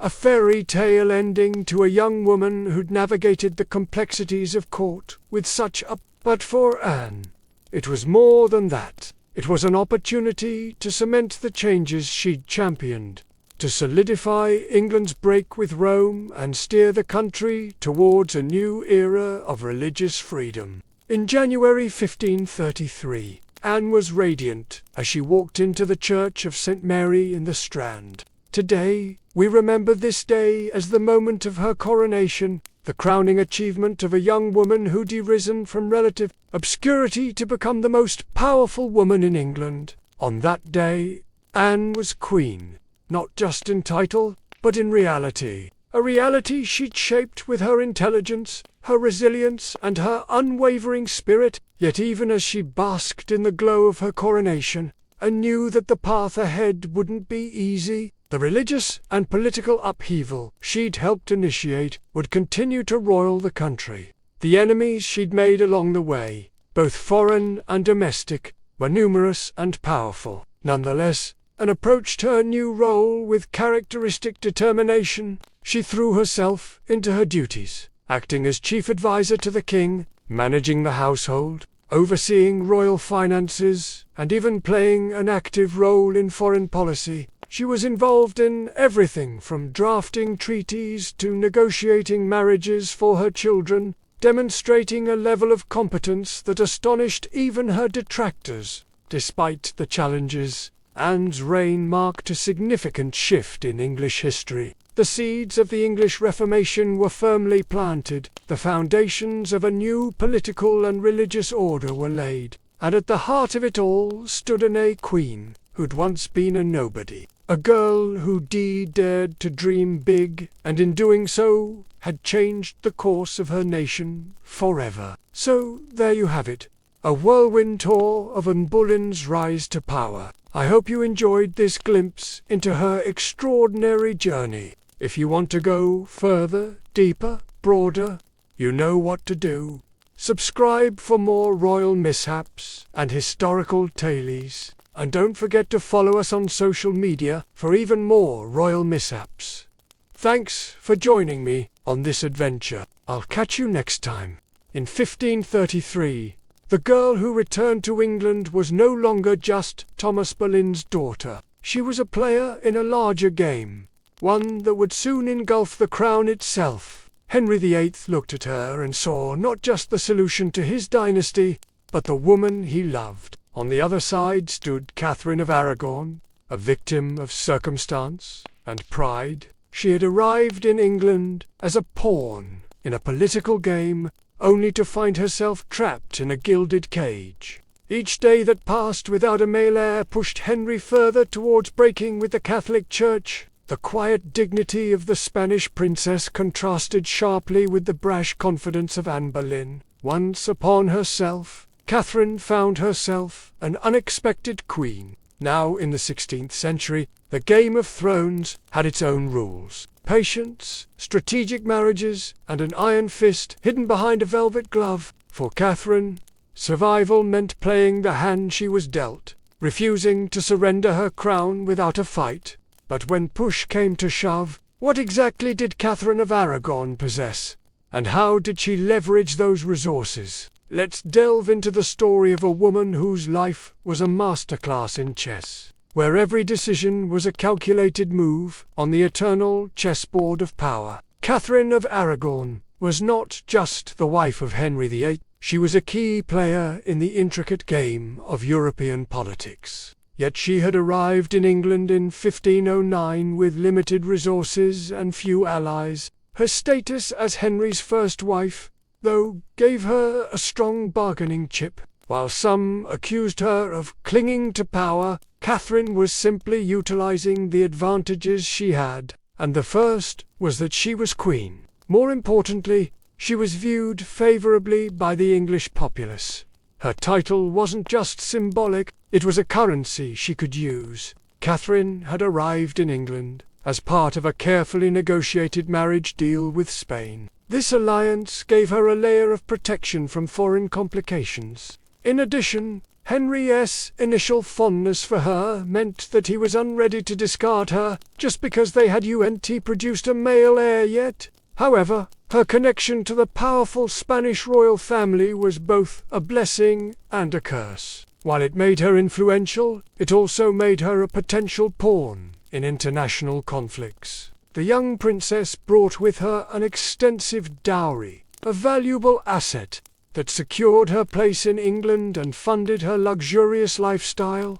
Furthermore, Catherine was deeply religious. She approached her situation with a mix of diplomacy and faith, often appealing to Henry's sense of Christian duty. But arguably, her greatest asset was her tenacious will. Despite being surrounded by intrigue, courtly drama and threats, Catherine never backed down. She fought for her position, her dignity and her place in England, but Catherine's biggest strength, her unwavering belief in divine providence, was also her Achilles' heel. While it gave her the strength and faith to resist the pressure to abdicate, it also blinded her to the extent of her husband's obsession with Anne Boleyn, and this miscalculation proved costly.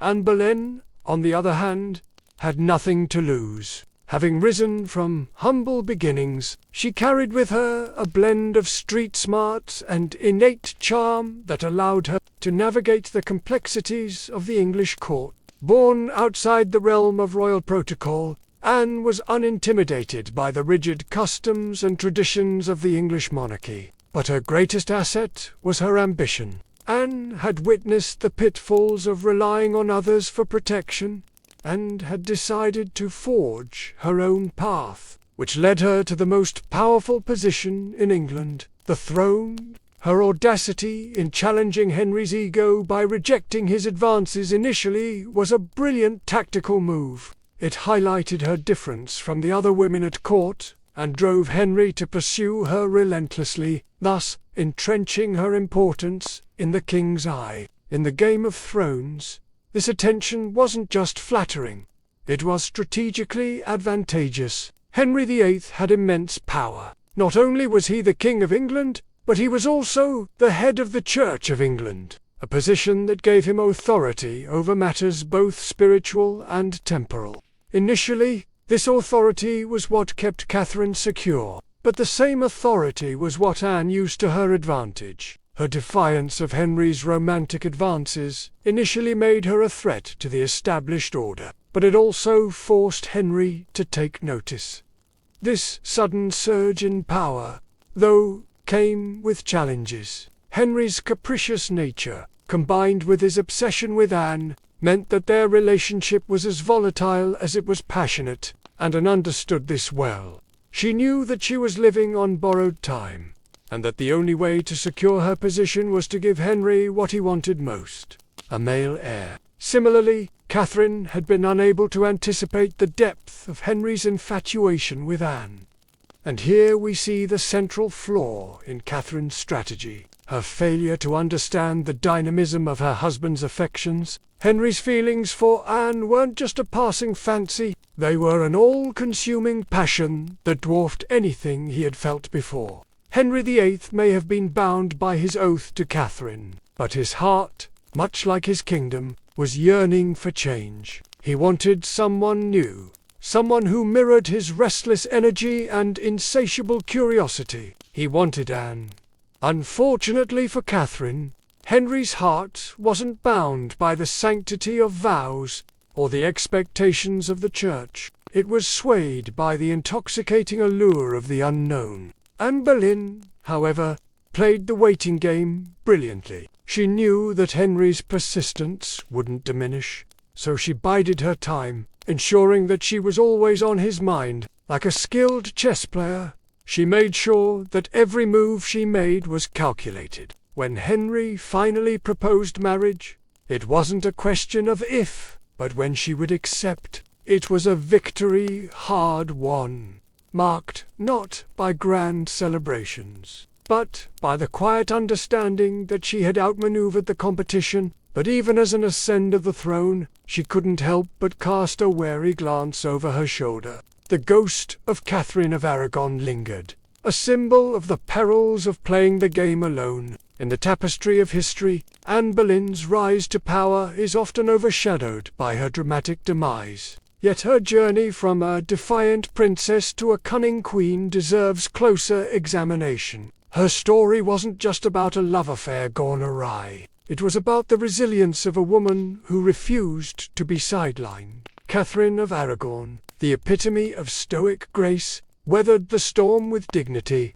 But sometimes dignity isn't enough. Henry VIII had fallen in love, and love, as they say, is blind, deaf, and dumb. He couldn't hear Catherine's pleas, couldn't see her suffering, and certainly wasn't moved by her tears. All he could see was the vibrant flame that was Anne Boleyn. He wanted her, not just for her beauty or wit, but because she represented something new, something his tired heart ached for. In the end, it wasn't just the king who succumbed to the allure of the new. The English court, starved for drama, lapped up the scandal.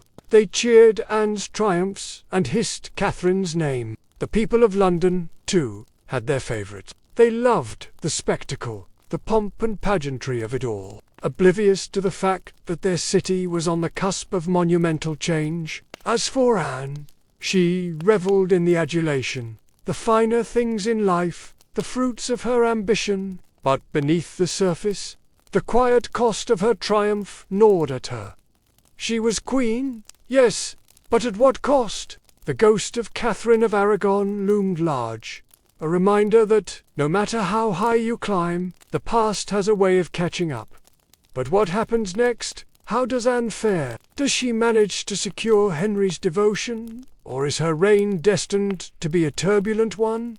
Let us know your thoughts in the comments. Your voice matters, and together, let's continue to explore the tales that shaped our world. Thank you for watching. Don't forget to subscribe. We've got more stories waiting to be discovered. Until then, stay curious and keep exploring.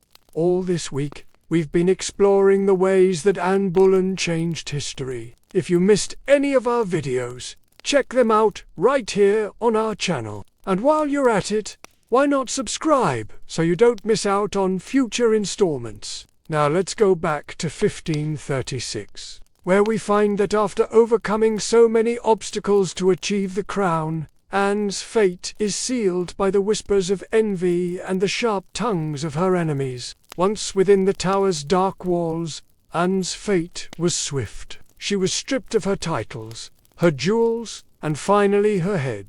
On May 19th, 1536, at the age of 35, Anne faced the executioner's block. Her neck was bared to the axe, and she fell with a single blow.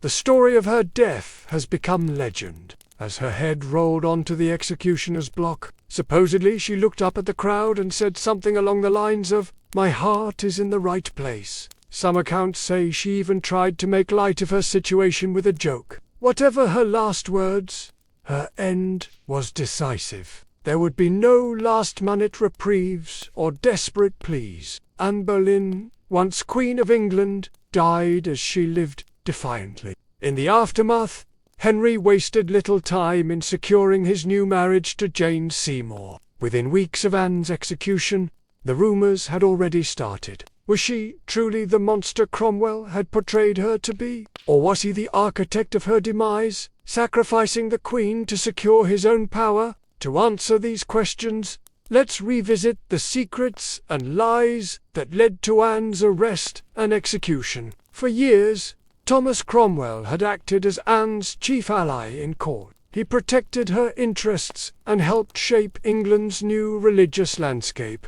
Cromwell had risen to prominence during the reign of Henry VIII, becoming the most powerful secretary to the king. While often at odds with and over issues of reform, Cromwell recognized her intelligence and political acumen and used those strengths to advance his own agenda. As Anne's star rose, so did. However, when Anne sought further reforms, especially those that threatened the power of the English nobility, Cromwell opposed her. He feared that alienating the upper class would jeopardize Henry's authority.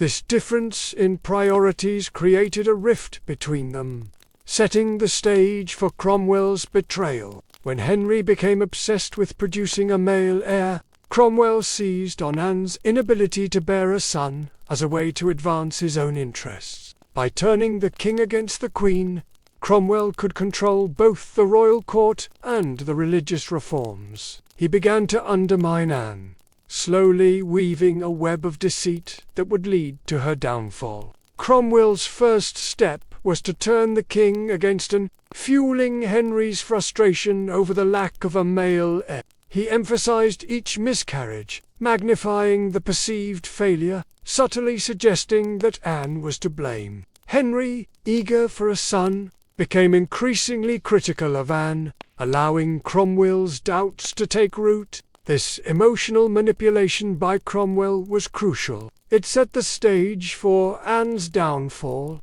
making it easier for him to turn the king against her. Next, Cromwell isolated Anne, preventing her from building alliances that could have protected her. He kept her close to the king, hoping to control both Anne and Henry. By controlling the king's closest advisors and keeping them away from Anne, Cromwell prevented her from gaining support that could have challenged his own power. He also restricted her access to the court, limiting her ability to build allies. By controlling who Anne could speak with, Cromwell ensured that she would hear only negative reports about herself and her allies. These steps of isolation solidified Cromwell's control over Anne, making her more vulnerable to Henry's growing anger.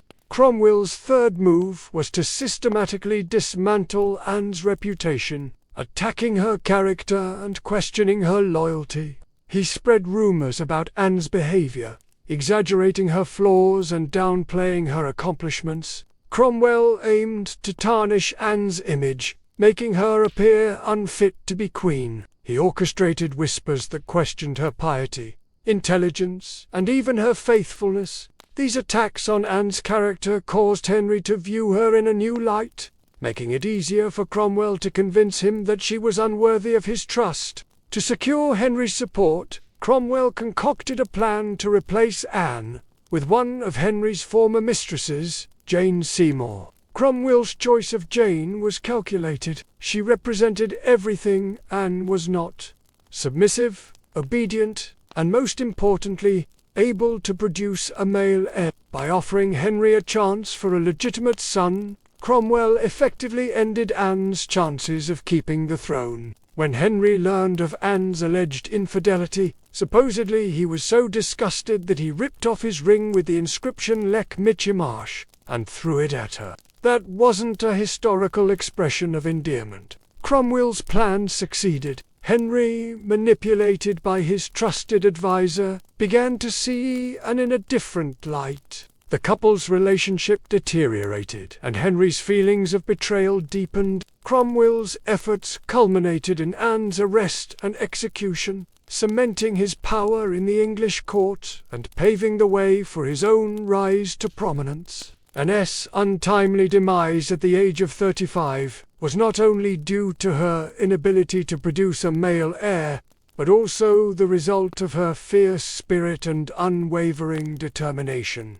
Throughout her life, Anne displayed qualities that were often viewed as masculine rather than feminine. Her intelligence, assertiveness, and willingness to challenge societal norms were admired by some but seen as threatening by others. Anne's refusal to conform to traditional gender roles made her an unconventional queen, which ultimately contributed to her downfall. While Anne's personality and determination played a role in her downfall, it was the actions of her enemies, particularly Thomas Cromwell, that proved fatal. Cromwell's manipulation of King Henry, his systematic dismantling of Anne's reputation, and his orchestration of her arrest and execution highlight the dangers of unchecked power and the importance of recognizing the signs of betrayal. Cromwell's ability to exploit Henry's desires and manipulate the king's perception of Anne resulted in the downfall of a powerful queen. Anne's story offers a cautionary tale of the complexities of power, the consequences of ambition, and the importance of recognizing the signs of betrayal. It reminds us that even the most intelligent and ambitious individuals can fall victim to the machinations of those seeking to gain power. Anne's legacy, however, extends beyond her tragic fate. Her impact on English history, particularly in relation to the Church and the role of women, continues to be studied and debated. Despite her controversial and tumultuous life, Anne remains a fascinating figure whose story continues to captivate historians and the public alike. Henry VIII, after executing Anne, went on to marry Jane Seymour, but she too died shortly after giving birth to a stillborn son. Henry would marry 6 times in all, but none of his wives could bear him a healthy son. His obsession with producing a male heir remained unfulfilled, and ironically, it was one of his daughters, Elizabeth, born to him by Anne, who eventually took the throne as Queen Elizabeth I. Anne's daughter, Elizabeth, had a tumultuous early life marked by her parents' failed marriage and the challenges of being a legitimate but illegitimate child. After Henry's break with the Roman Catholic Church and his annulment of his marriage to Anne, Elizabeth found herself in a precarious position. She was declared illegitimate and barred from the line of succession. Caught in the complex web of politics and religion that dominated her father's reign, despite these obstacles, Elizabeth demonstrated resilience and determination from an early age. As she grew older, she navigated the treacherous waters of the royal court, forming alliances and avoiding the pitfalls that threatened to destroy her. Elizabeth's path to the throne was fraught with challenges. She faced periods of exile and imprisonment, enduring the suspicions and manipulations of her father and his advisors. However, her intelligence, adaptability, and ability to navigate the intricacies of politics allowed her to survive and ultimately claim the crown. Elizabeth's rise to the throne marked a significant moment in English history. She ascended to the position of monarch after the death of her half-sister, Mary I. During her reign, England experienced a period of stability and growth, with Elizabeth establishing a strong monarchy and promoting cultural and economic prosperity. Her legacy as a symbol of national identity and strength continues to resonate today. As for Anne's brother, George, he didn't fare much better. He initially supported Anne's rise to power and benefited from her position, receiving titles and positions of authority. However, when Anne fell from grace, George found himself implicated in the charges against her, accused of adultery and incest. Despite his denials, he was executed alongside Anne, highlighting the ruthlessness of the regime and the lengths to which Cromwell was willing to go to secure his power. George's fate serves as a reminder of the fragility of power and the dangers of aligning oneself too closely with those in positions of authority. Thank you for joining us this week for our special series on Anne Boleyn, the woman who defied a kingdom and changed history. What do you think? Do you agree that Anne's personality led to her downfall? Let us know in the comments below. Be sure to hit that subscribe button so you never miss an episode. And don't forget to visit our website to learn more about amazing people from history. We'll see you next time. Anne Boleyn, a name that echoes through time, a woman who dared to dream big, love passionately and defy expectations. Yet her journey, much like a Shakespearean tragedy, was marred by betrayal and sorrow. So, today we delve into the chronicles of history to uncover the untold tale of Anne Boleyn.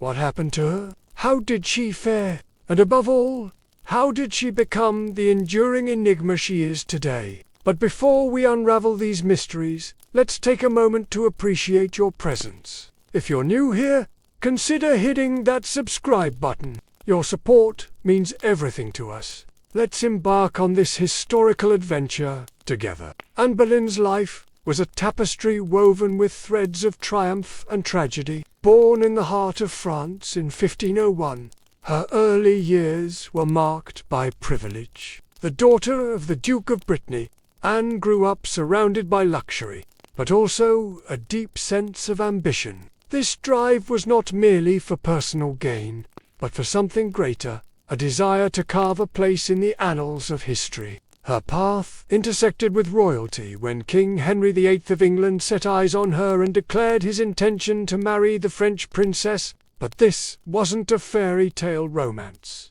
Henry's infatuation was intense, bordering on obsession. He lavished her with affection, but also showered her with expectations, expecting nothing less than total devotion. Their union, however, was not without its challenges. Anne yearned for a son to secure her position, but bore only daughters. Henry, driven by his need for a male heir, turned his attention elsewhere, a decision that would shatter their relationship. Yet Anne stood firm, refusing to bend to the pressures of the Tudor court. When her ladies-in-waiting began to whisper about witchcraft and infidelity, she responded with actions rather than words. Her response was decisive. She accused them of slander and had them banished from her court. With her authority challenged, Henry became increasingly frustrated. The birth of Elizabeth in 1533 failed to appease him, pushing him further toward separation. However, Anne's resilience did not falter. Instead of submitting, she embarked on a journey of self-empowerment, mastering archery, riding, hunting, and theology. She took charge of her destiny and played a pivotal role in shaping England's future by supporting the English Reformation. Despite her efforts, Henry moved closer to Jane Seymour, a lady-in-waiting who seemed less ambitious and more pliable. Anne's world crumbled when Henry had her arrested on charges of adultery, conspiracy, and incest with her brother. Betrayal had sealed her fate, and now, alone in the Tower, she waited for the final move. On May 18, 1536,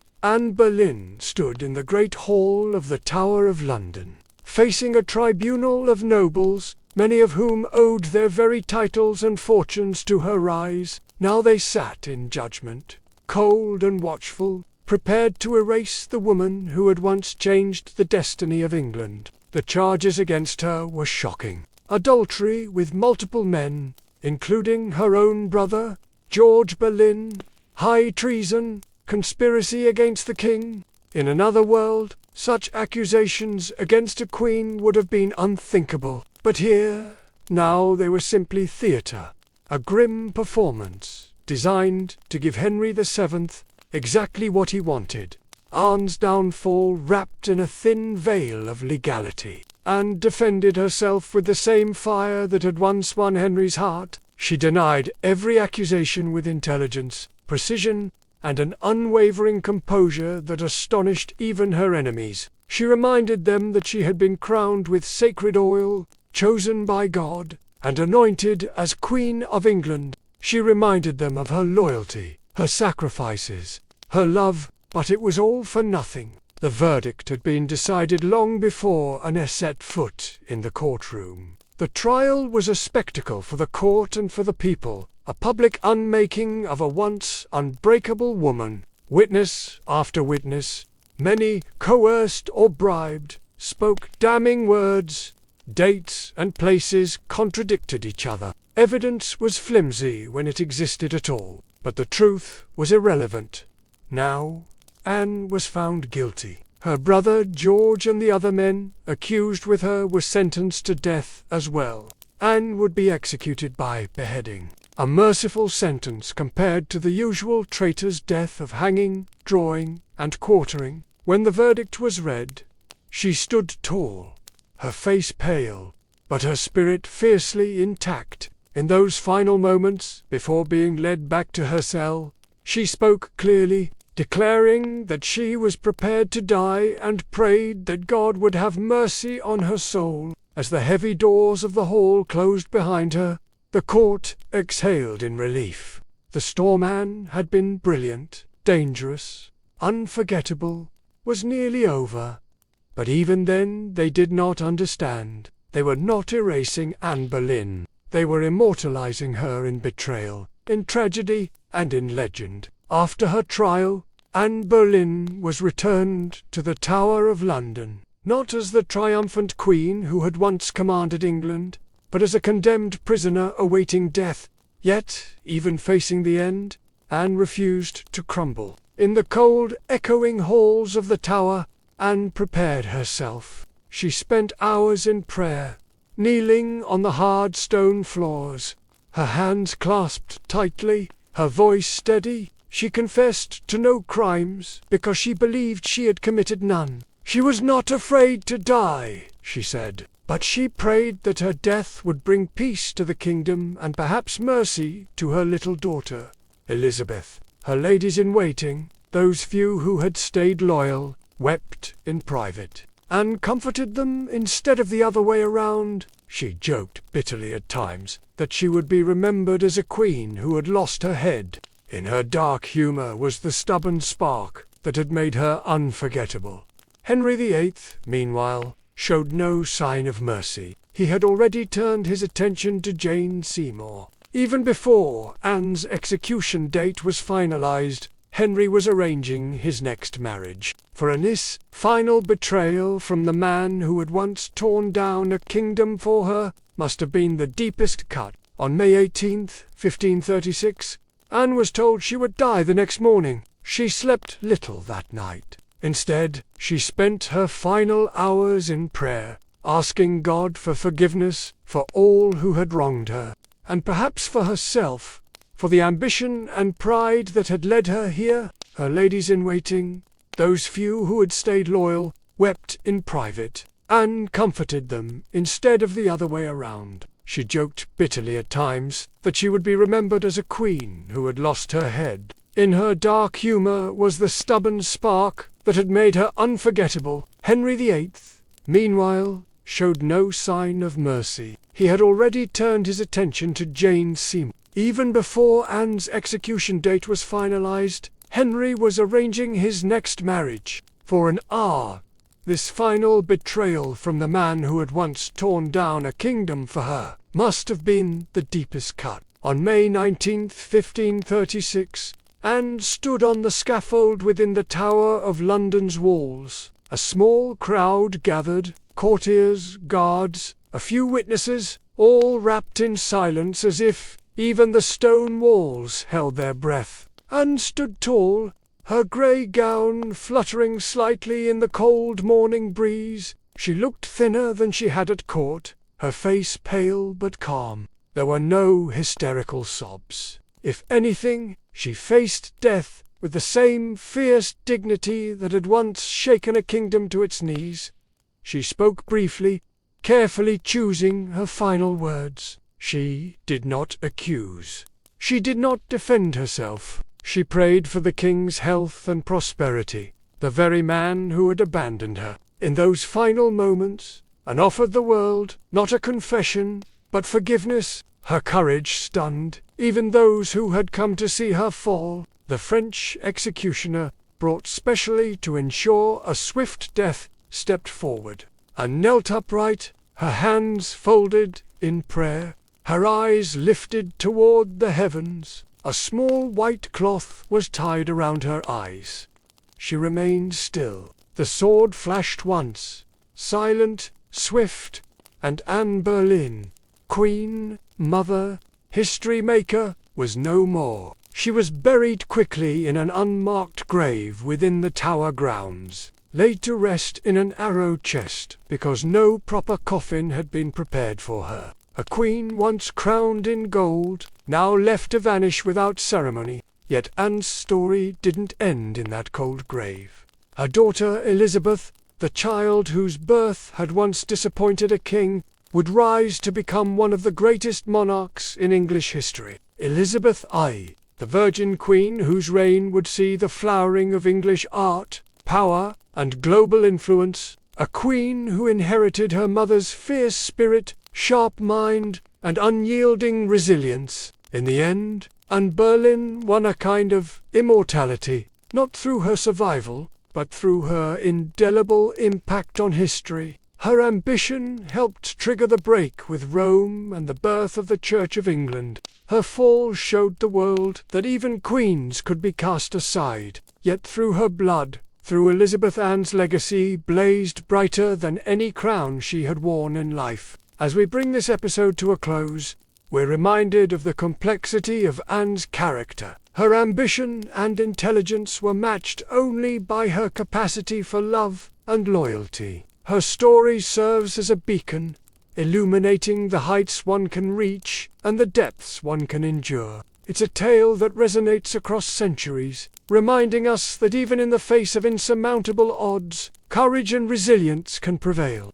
If you've enjoyed this journey through time, we invite you to show your support. Your likes and comments are our guiding stars, driving us to bring you more captivating historical tales. Until next time, stay curious, stay engaged, and remember, history is not just about dates and battles. It's about extraordinary people like Anne Boleyn. Thank you for watching. On the night of December 16th, 1773, something extraordinary happened. The most powerful empire on earth got scared. It didn't happen with cannons or cavalry charges or official pronouncements. It happened with crates, hundreds of crates of tea. Now here is the real story of how a handful of brave men risked everything to change the course of history and win America's independence forever. And this is the amazing story of how everyday people stood up against an empire and won. In those fraught months leading up to the Revolution, Boston was a city under siege, not with bayonets and blockades, but with laws, taxes, and trade regulations imposed by a faraway parliament in which Bostonians had no voice. The turning point came in 1770, when British soldiers fired on a crowd of unarmed civilians, killing 5 and injuring 6. The incident, later called the Boston Massacre, was a pivotal moment, a stark reminder of the distance between a colony and its mother country. The image of those slain, including the African-American sailor Crispus Attucks, was seared into the city's memory. As the tea ships arrived in late November, the stage was set. The East India Company, a colossus of international trade, was in crisis. Its monopoly on the lucrative Chinese tea trade was under threat. And to make matters worse, a surplus of tea had flooded markets in Britain, depressing prices and infuriating merchants. The solution, at least on paper, was simple: cheaper tea for the American colonies. The trouble was the colonists didn't want cheap tea. They wanted liberty. Parliament's solution to this dilemma was the Tea Act of 1773. This act granted the East India Company a monopoly on the sale of tea in America, effectively ending the colonial tea trade and saving the company from bankruptcy. The colonists saw right through this well-disguised ruse. Cheap tea, they knew, was just another form of taxation without representation. The cry that had echoed through the streets of Boston since the days of the Stamp Act now took on a new urgency. No taxation without representation. Tensions mounted as the situation remained deadlocked. The 3 ships carrying the tea sat idle, a constant reminder of the challenge thrown down by Parliament. It was a game of high-stakes chicken, with the colonists betting on the arrival of winter to force the issue. Meanwhile, the British East India Company, desperate to unload its surplus tea, pressured Governor Thomas Hutchinson to use force if necessary to seize the cargo. Hutchinson, caught between the two, desperately sought a way out. He attempted to persuade leaders like John Hancock and Samuel Adams to reconsider their position, but to no avail. The die was cast, and so, as Christmas approached, the standoff intensified. With no resolution in sight, the colonists' anger began to boil over. Then came the night that would change it all. On December 16, 1773, under the cloak of darkness and a raging blizzard, a small group of men prepared to make their move. Led by members of the Sons of Liberty, these patriots knew what was at stake. This wasn't just about tea. It was about sending a message that would echo around the world. As the wind whipped through the streets of Boston, a small fleet of rowboats made their way across the icy waters of the harbor. Aboard were men determined to alter the course of history. Their destination: the 3 ships laden with tea, the Dartmouth, the Eleanor, and the Beaver. On board, the leader of the party, John Hancock, dressed as a Native American, signaled his identity with a war bonnet made from the skin of a bear. His friend and fellow patriot, Samuel Adams, followed close behind. The men landed near Griffin's Wharf, their faces hidden behind the disguises, their determination steely in the lantern light. At the time, the wharves were guarded by 2 companies of British soldiers, oblivious to the drama about to unfold. The plan was audacious. The patriots would board each ship and dump the cargo, hundreds of chests of tea, into the churning waters below. As they made their way onto the docks, a tense silence hung in the air, broken only by the howling wind and the lapping waves. Adrenaline surged through their veins as they prepared to carry out their daring mission. Suddenly, a blood-chilling sound split the night. The clash of swords. Alarms had been raised. The soldiers were onto them.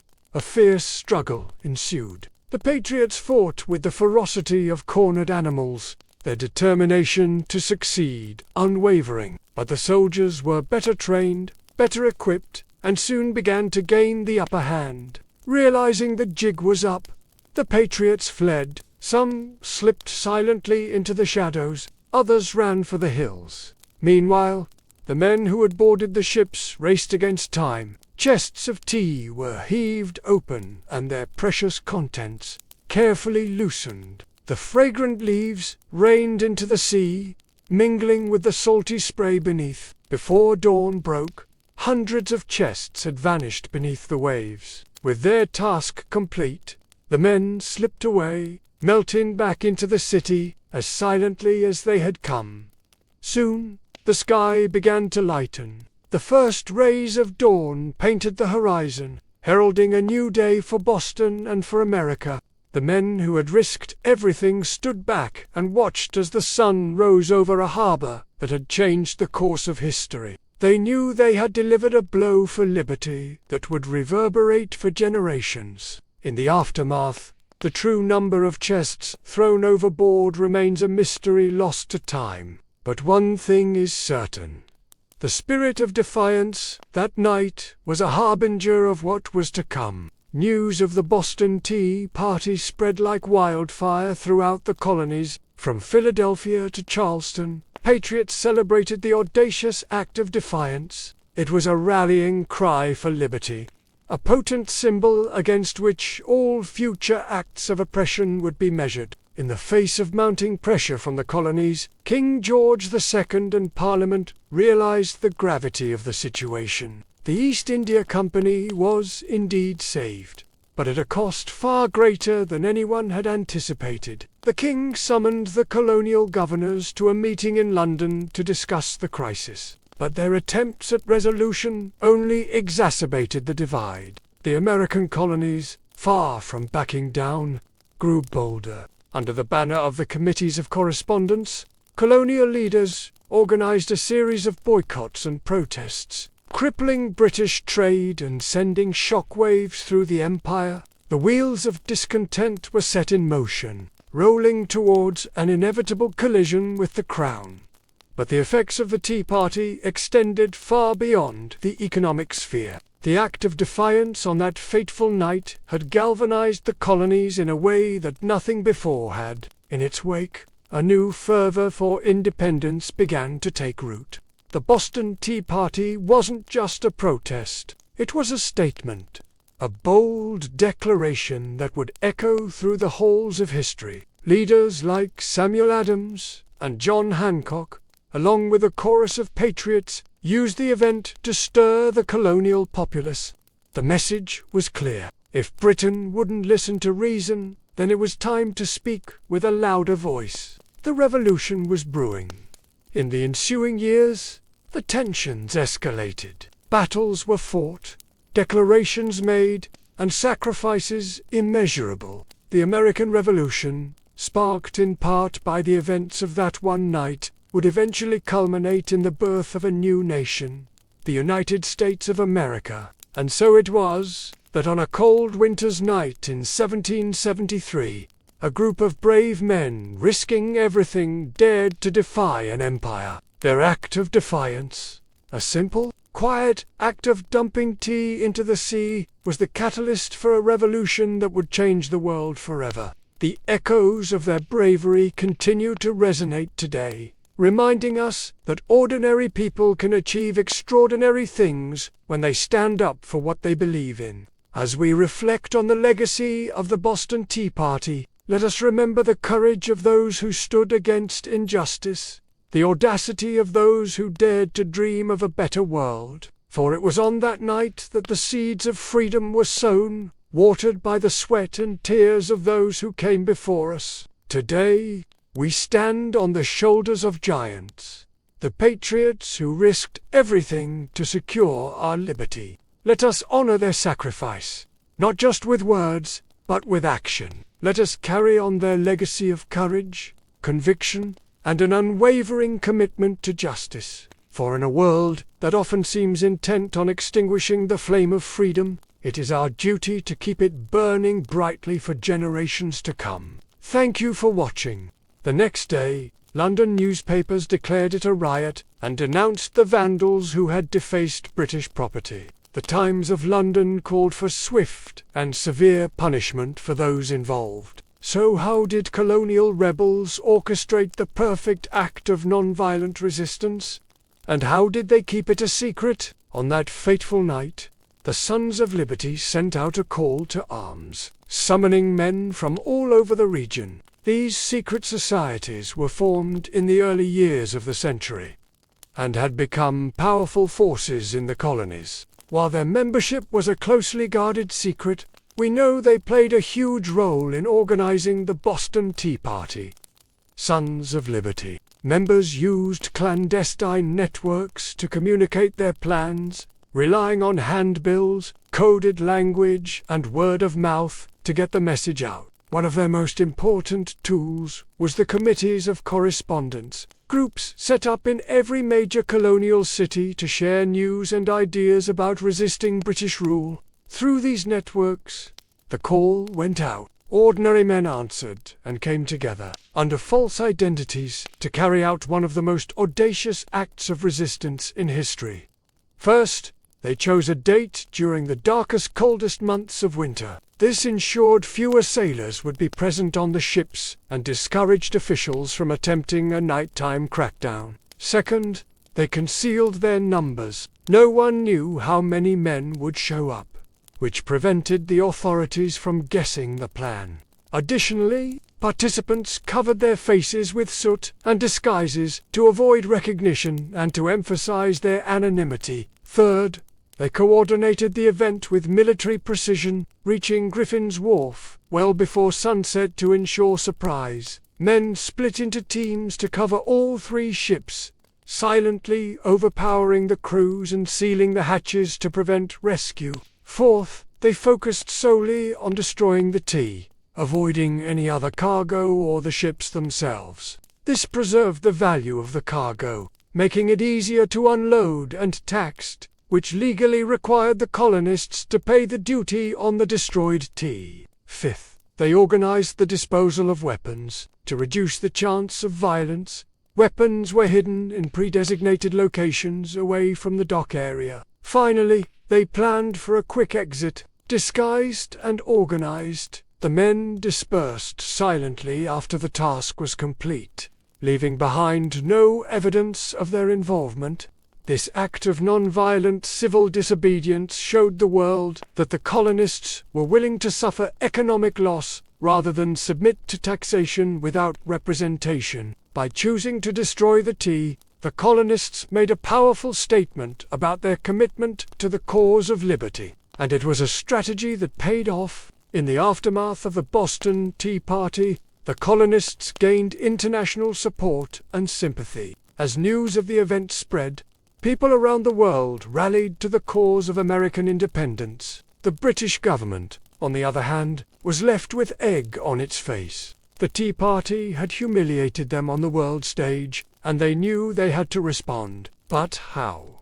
Meanwhile, the repercussions of the Boston Tea Party sent shockwaves throughout the colonies. News traveled fast, fanning outrage and uniting colonists across New England. The very act of destruction that had sent tremors through the heart of British authority had inadvertently sparked a firestorm of unity among the colonies. Groups like the Sons of Liberty sprang into action, solidifying alliances and spreading the word.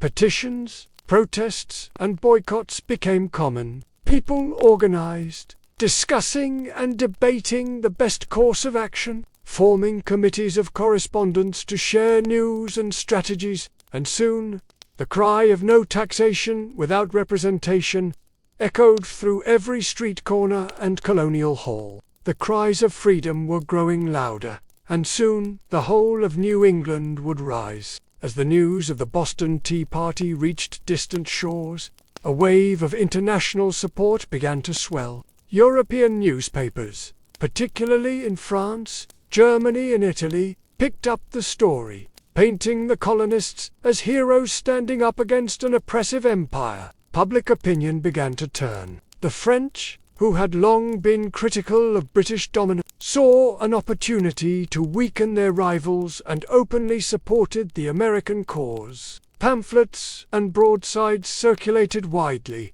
depicting the events of that fateful night as a heroic stand for liberty. Artists immortalized the moment in paintings like John Trumbull's The Boston Tea Party, which showed men in Native American garb dumping tea into the harbor. It was a clever propaganda move, emphasizing the fight for freedom from an unjust king. But not everyone was thrilled about the growing unrest. While the Boston Tea Party had united many colonists in opposition to British rule, others saw the growing sentiment for independence with fear and uncertainty. Loyalists, as they were called, remained steadfast in their belief that the king was right. They feared that independence would lead to chaos and instability, destroying the prosperity and security that Britain had brought to the colonies. Merchants and traders, worried about losing access to lucrative British markets, also felt uneasy about the shift towards independence. Religious leaders like Jonathan Mayers urged restraint, fearing that the rising tensions would disrupt the spiritual harmony of the colonies.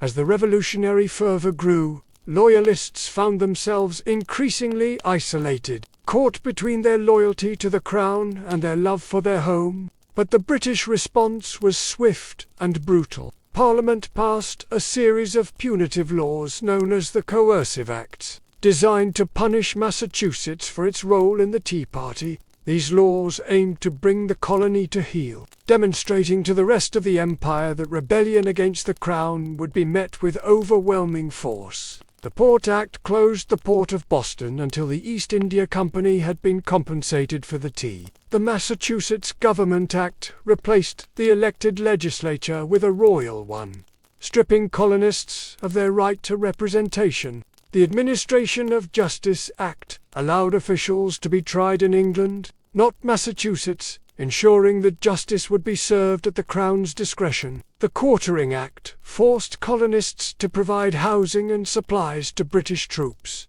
turning homes into barracks, known as the Intolerable Acts in the colonies. These measures unified the colonists, galvanizing support for independence. Patriots saw the acts as a tyrannical assault on their liberties, and flocked to the standard of rebellion. From sea to shining sea, the cries of no taxation without representation rang out. Amidst this rising tide of resistance, one man stood alone, or so it seemed, the royal governor Thomas Hutchinson. Born in 1711, Hutchinson's life was intertwined with the fate of Massachusetts. Educated at Harvard College, he rose to prominence as a lawyer and politician. His deep-rooted loyalty to the crown led him to implement policies that upheld British authority, even as tempers boiled over. As governor, Hutchinson enforced unpopular measures like the Stamp Act, earning him the ire of the colonists. His staunch defense of British rule made him a target of the Sons of Liberty, who viewed him as an obstacle to their fight for liberty. Fearing for his safety, he retreated to England, where he died in 1781, never witnessing the downfall of the empire he had so faithfully served. Hutchinson was a product of his time. To him, the colonists were subjects of the crown, their opinions and grievances irrelevant in the face of royal authority. For him, the job of a governor was to uphold British interests, not to negotiate with unruly subjects.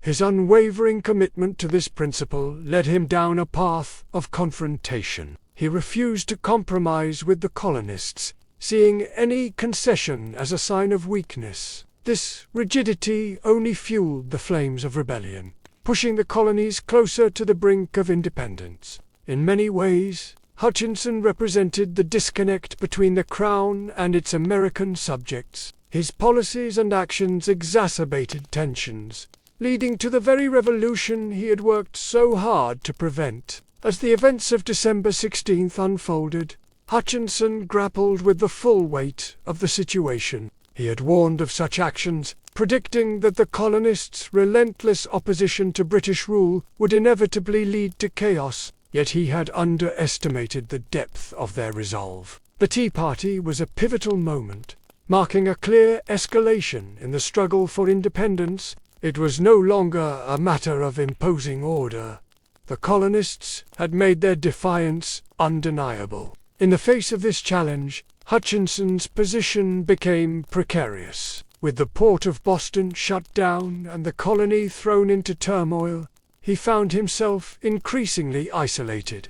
The Acts of Parliament he had supported only served to further alienate the colonists, turning them against the very foundations of British rule. And so Thomas Hutchinson stood firm, unwavering in his belief that the Crown was right. But as the revolution gathered momentum, he also stood alone. And yet amidst the storm, one figure emerged, bearing the weight of a nation's destiny on his shoulders. Paul Revere, a silversmith by trade and a revolutionary by heart, he embodied the spirit of change, sweeping through Boston. On that fateful night, he made a decision that would echo through eternity. As the British began moving troops, Revere and his fellow riders, William Dawes and Samuel Prescott, embarked on a perilous journey through the countryside. Racing against time and danger, they sounded the alarm, awakening the sleeping patriots of New England.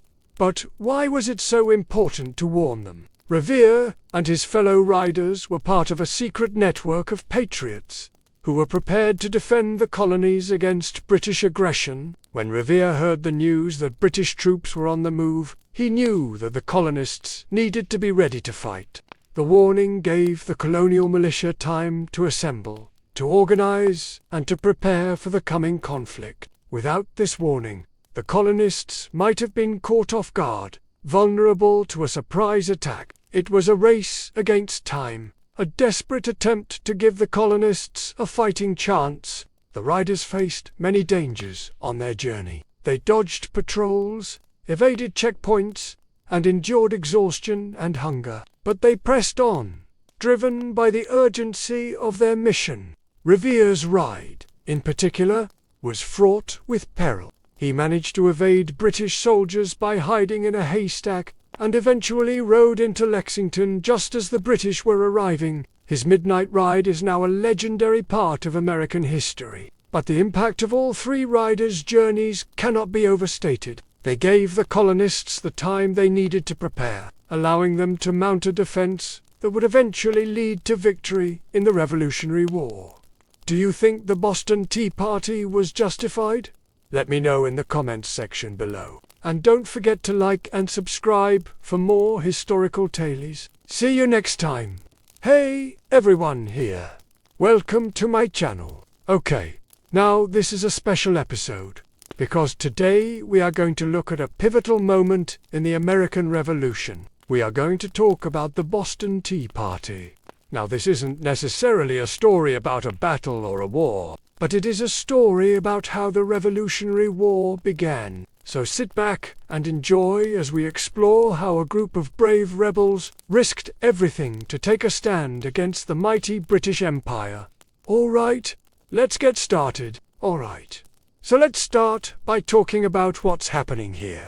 Now remember the story we explored last week about the Townshend Acts and how they were met with massive opposition? Well, the British government did not like this. They don't want to lose control of their North American colonies. That's why they're trying to tax them and exert their authority. But things aren't really going well. And so they're hoping that by backing off the taxes, things will settle down. But no, the colonists are still angry about these taxes and restrictions. Now the East India Company is a British monopoly, a company that has a monopoly on tea sales to the British colony. And they're in some trouble. They've got a lot of extra tea and they need to sell it, otherwise they'll lose money. But the only way they can sell it is by selling it below cost. But in doing so, they undercut local merchants who sell tea as well. And the colonists don't like this either. They like the idea of supporting their local merchants. So now we've got the British government, the East India Company, and the colonists, each with their own problems and agendas, and they are all headed towards a showdown. This is where our story begins. Now it's December 16th, 1773, and 3 ships from the East India Company have just arrived in Boston Harbor. On board are nearly 90,000 pounds of tea. Now this tea must be unloaded and sold, and if the colonists have anything to say about it, this won't happen easily. Now before we go further, we should probably talk about propaganda. You see, both the British and the colonists wanted to tell their version of the story. The British believed that the colonists were rebelling and causing problems without any good reason. They believed that they were being reasonable and the colonists were being unreasonable. And so they published things like this political cartoon called The Art of Lying by a North Briton, where you can see that the author is portraying the colonists as ungrateful children. The image itself shows 2 groups of people. On the left, you can see a woman representing America holding up a child who represents the colonies. And the woman is saying, "Oh, I am the mother of America." And the child says, "Oh, I despise you. Curse your authority." And that kind of stuff really helped the British perspective get out there. And the same thing was happening on the colonial side as well. The colonists wanted to portray themselves as reasonable and the British as tyrannical and unreasonable. And so you can see that in cartoons like this one, where you can see King George dressed up as a farmer with a saw and a sickle, and he is cutting down the liberties of the American colonies, and he's being assisted by a figure known as Lord North, who is actually the Prime Minister of Britain at the time. And you can also see here a personification of America shedding tears over the loss of her liberties. Okay, so let's keep moving forward here. Tensions are high. The governor of Massachusetts has told the captain of the guards to use force, if necessary, to unload the tea. But nobody wants to use force, because that could lead to violence, and nobody wants that. And so it becomes clear that the only way this tea is get unloaded, is if someone gives in. And finally, the governor agrees to let the tea get unloaded under the cover of darkness. Now the Sons of Liberty are determined to stop this, and they send out messages calling for people to meet up and resist the unloading of the tea. People respond, and soon hundreds of men are gathered around the docks. Soon men in Native American costumes arrive and confront the guards. They demand to know what is going on and what they have to do to get the tea back on the ships. At first, the governor's men try to stall them off, but soon it becomes clear that this isn't going to work. And so eventually, the captain of the guard realizes that the best way to deal with this situation is to just let the protesters win. He sends the men home and tells them that they can take the tea off the ships and do whatever they want with it. And so the crowd cheers and then goes to work destroying the tea. You've got men smashing chests, opening up bales of tea and throwing the tea into the harbour. And as the night goes on, pound after pound of tea disappears into the water. It is estimated that 92,000 pounds of tea went into the Boston harbour that night. That was worth over £10,000 in the 18th century. All right, so let's take a minute to think about what just happened. The colonists have just dealt a major blow to the British East India Company. They've also demonstrated to the British government that they are willing to use force to defend their interests. The question now is, how will the British respond? Well, the answer was swift and severe. The British government passed a series of laws known as the Coercive Acts, or the Intolerable Acts, as they were known in America. These laws were designed to punish the city of Boston and the Massachusetts colony as a whole. First, the British government closed down the port of Boston until the East India Company was paid for the tea that had been destroyed. Then they stripped Massachusetts of its self-governing rights. Finally, they made it illegal for colonists to move to other colonies. They also forced British soldiers accused of crimes to be tried in England. But what was the purpose of these laws? Why did the British government do this? Well, they did it for a few reasons. First, they wanted to punish the city of Boston for what had happened. They felt that the people of Boston had acted out of control, and they needed to be brought to heel. Second, they wanted to make an example of Boston and They hoped that by making an example out of them, they could scare other colonies into submission. Finally, they wanted to protect the power and authority of the British Empire. They had no intention of letting some ragtag group of colonists tell them how to run their empire. But the problem with these laws was that instead of accomplishing those goals, they accomplished the opposite. Instead of scaring the other colonies into submission, they united them. Instead of protecting the authority of the British Empire, they undermined it. And instead of punishing the people of Boston, they actually helped them. Okay, so let's talk about that. How did the other colonies respond to the Coercive Acts? Well, they responded with outrage. The other colonies saw what was happening to Massachusetts, and they were horrified. They realized that if the British government could treat Massachusetts this way, then they could treat any of them this way. And so they began to act together. They formed committees of correspondence to share information about what was happening. They began to hold town meetings and conventions to coordinate their response. And they sent delegates to the Continental Congress to plan a unified response. In addition to this, there was a massive outpouring of sympathy and support for the people of Boston. The other colonies sent food, supplies, and money to help the people of Boston, and this created a sense of unity and solidarity among the colonists that had never existed before. Now, this isn't to say that everyone in the other colonies supported what had happened in Boston. Some people, especially loyalists, were horrified at what they saw as the destruction of property and the rule of law. But even these people couldn't deny that something had shifted. There was a new spirit of resistance in the air, and it was growing stronger by the day. Now, the impact of the Boston Tea Party on the American Revolution was profound. It showed the British government that the colonists were serious about resisting British rule. It also showed the colonists that they were stronger when they worked together. Finally, it marked a turning point in the relationship between the colonies and the mother country. There was no going back from this.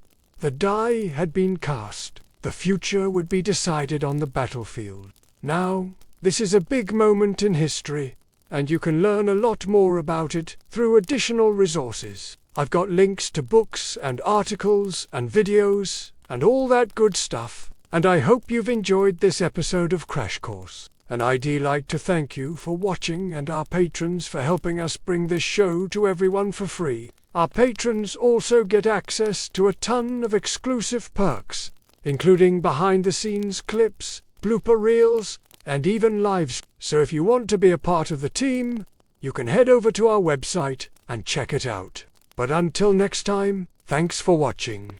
They coaxed crops into being where others thought it impossible. The scrubby valley was transformed into a tapestry of fields, irrigated by canals branching out from the river. Here, cotton plants and gourds, beans and squash, sweet potatoes and peanuts bloomed in the sun. It was sustenance from the earth, in a place where survival seemed improbable. But it was just the start. As the fields flourished, so did the people's confidence, and their society grew in size and ambition. The valley echoed with music, the rhythm of hammers shaping metal, the laughter of children playing among the growing city. Corral itself was a testament to their vision. Massive pyramids rose up, marking sacred spaces and anchoring plazas alive with activity. Residences were no rough shelters, but orderly rows of neatly plastered homes. It wasn't a haphazard settlement, but a planned city with wide streets and open spaces laid out with intentionality. For the next 8 centuries, Corral thrived, its population swelled, its influence spread, drawing people and resources from surrounding settlements, creating a web of interconnected communities across the Soup Valley and beyond. Artisans produced textiles, ceramics, jewelry, their skills becoming more intricate and sophisticated with each passing generation. Fishermen cast nets into the sea, bringing in bounty that fed thousands. Farmers tended vast fields, ensuring abundant harvests to sustain the growing population over generations. These people, who history remembers as the Norchico civilization, carved out a life of plenty in a place where nature had seemed indifferent to life. From humble beginnings along the river's edge, they expanded, adapted, innovated. They created a civilization not just of survival, but of culture, trade, and prosperity. Their story challenged history's assumptions and revealed a truth long hidden. Life not only found a way in the arid Sapia Valley, it created a masterpiece.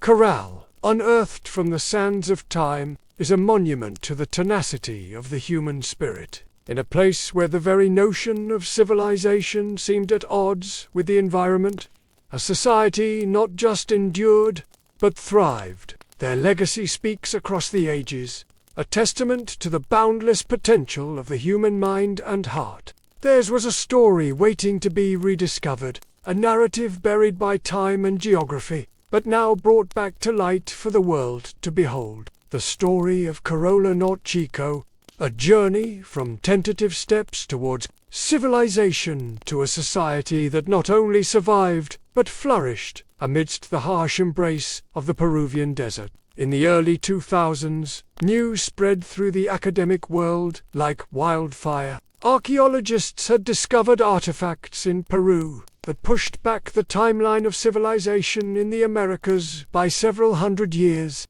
This discovery came not from a single site, but from an entire region known as the Soup Valley, nestled between the towering Peruvian Andes and the Pacific Ocean. And at the heart of this revelation was the Norchico civilization, also known as the Caro civilization, named after one of their most prominent sites, Carroll. The civilization thrived in the Soup Valley from around 2600 BC to around 2000 BC. That may sound obscure to us today, but it means that their peak existed at least 5 centuries before the ancient Egyptians built their first pyramids, and over 1,000 years before the emergence of Mesopotamia's great city-states. So why were these societies deemed the cradles of civilization? Because they represent some of the earliest examples of settled agriculture, urbanization, social hierarchy, and the development of cultural traits we associate with the rise of civilization. What makes the Norchico civilization, especially the city of Carroll, so unique and significant is the fact that it arose completely independently of these other early civilizations.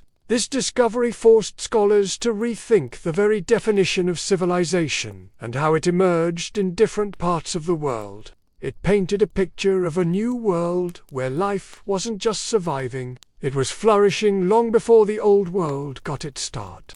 The name Carroll refers to a particular archaeological site in the Soup Valley that contains the remains of monumental pyramids, residential areas, and evidence of religious rituals. Corral is Spanish for pot, which is appropriate because many of the artifacts discovered here included finely crafted ceramic vessels. However, the true extent of the civilization was more widespread, encompassing multiple settlements across the valley and possibly extending further afield.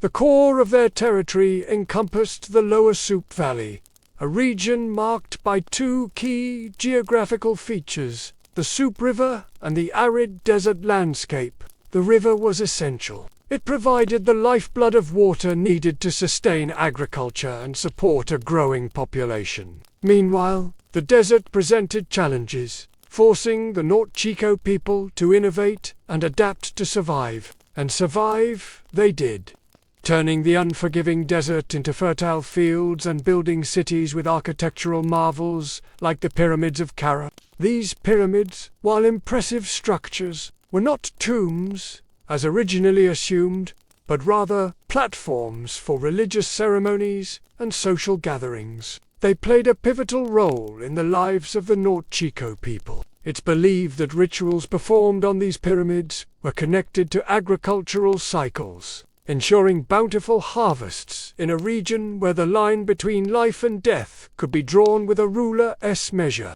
When you look at a map of the Soup Valley, the presence of the ocean might seem obvious. It's just beyond the horizon of the desert. But for the Norte Chico people living in the heart of the valley, cut off by the imposing Andes Mountains, the sea was almost a myth. The mountains acted as a barrier, sheltering the valley in a microclimate that was warm but arid. It's almost as if the Andes wanted to keep their secrets hidden from the rest of the world.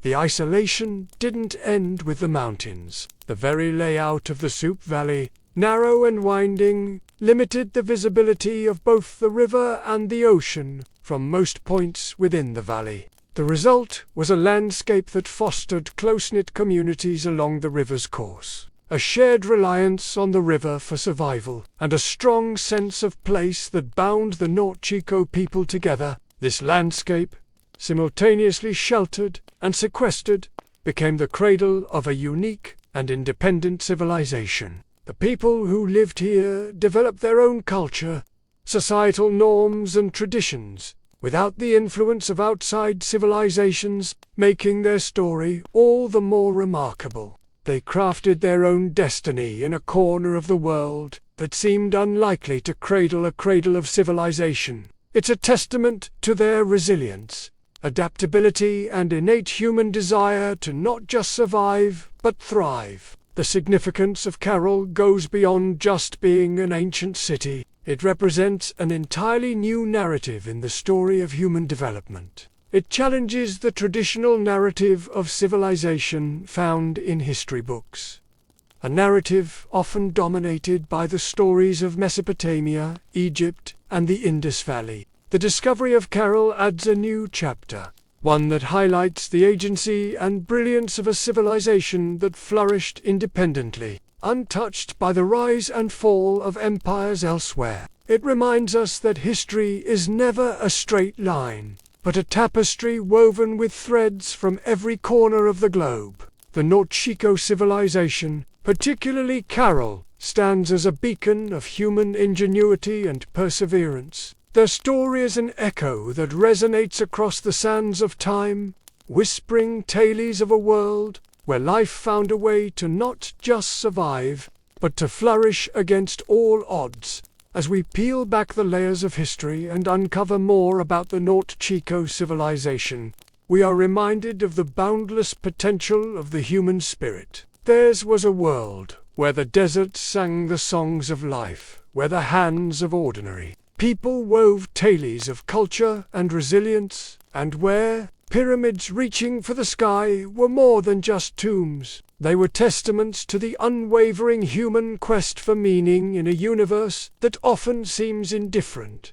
Carroll wasn't just a city, it was a dream, and dreams, as we all know, have the power to change the world. Today, The story of Carol and the North Chico civilization continues to unfold. With each artifact discovered, each layer excavated, our understanding of this ancient society deepens. We learn more about their daily lives, their beliefs, their triumphs, and their tragedies. We find ourselves drawn to their story not just because of its age or its exotic setting, but because it mirrors the timeless human experience. Love, loss, community, faith, the search for meaning.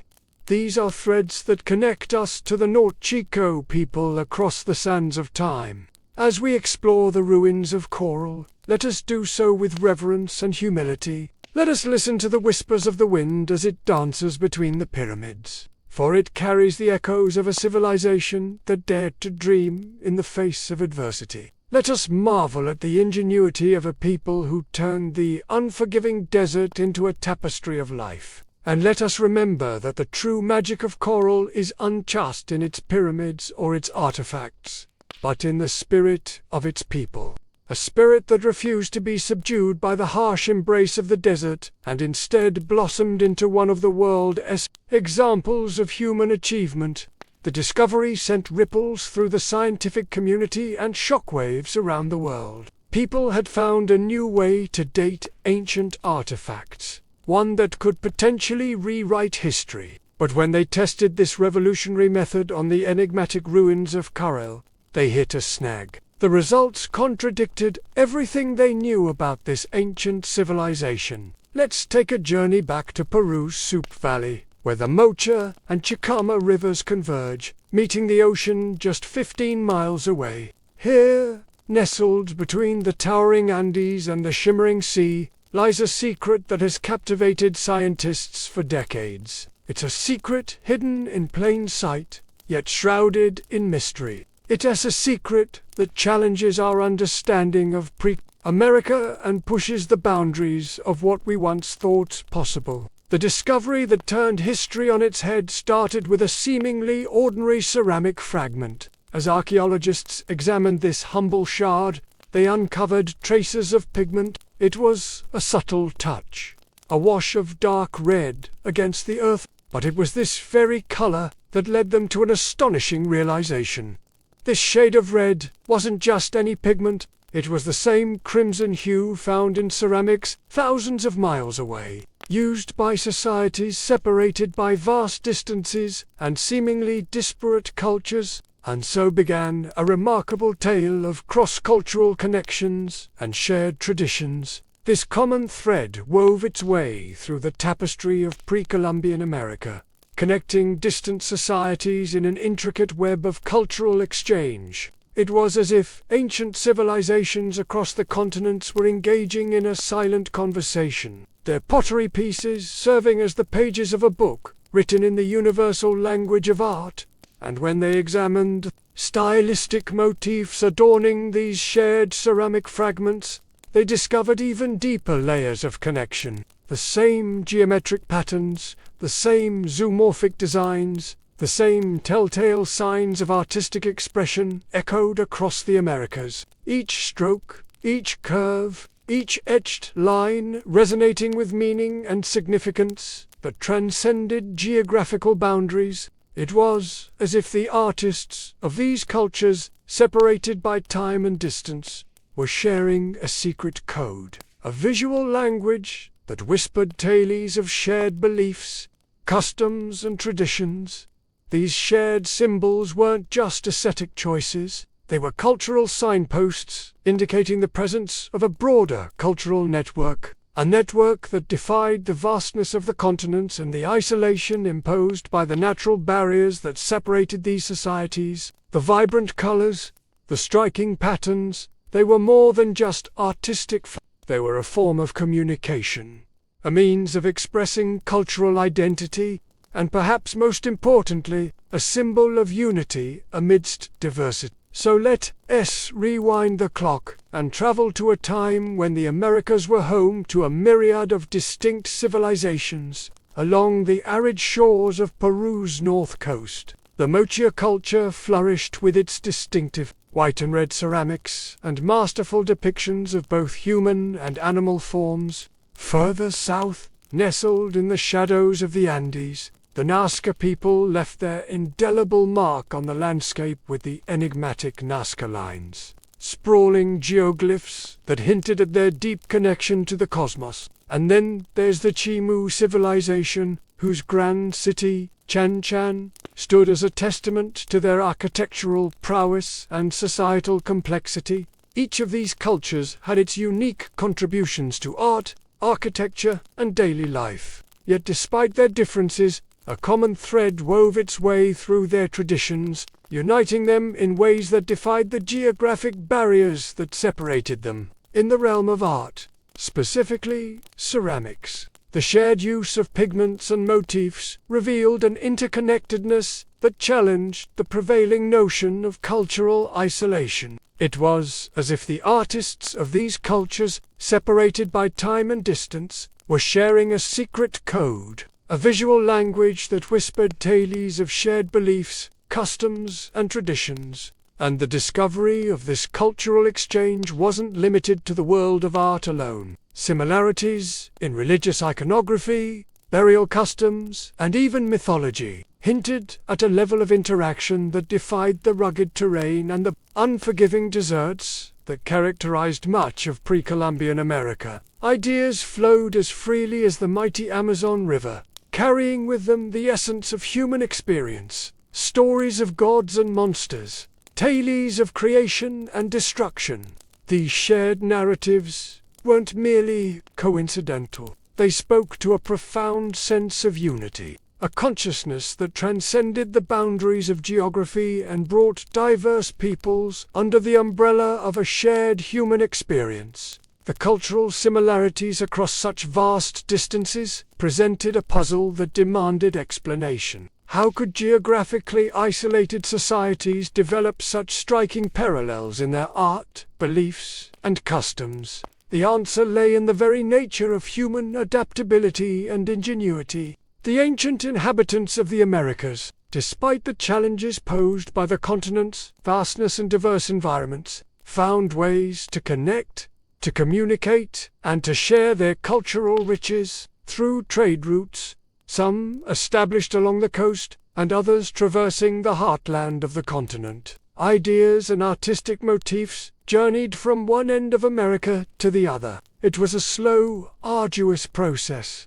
but the human spirit of exploration and discovery prevailed. Cultural exchange wasn't just confined to material goods and abstract concepts. The diffusion of agricultural techniques played a pivotal role in the development of early American societies. For instance, the domestication of maize, also known as corn, is believed to have originated in southern Mexico. From here, this revolutionary food source spread northward, transforming diets and enabling population growth among the various native tribes. The introduction of new plants and animals through this exchange had a profound impact on local ecosystems. But it was more than just a biological shift. It represented a fundamental change in how humans interacted with their environment. The ancient Americans, by selectively breeding plants and animals, were effectively shaping the very fabric of their laying the foundation for the agricultural societies that would eventually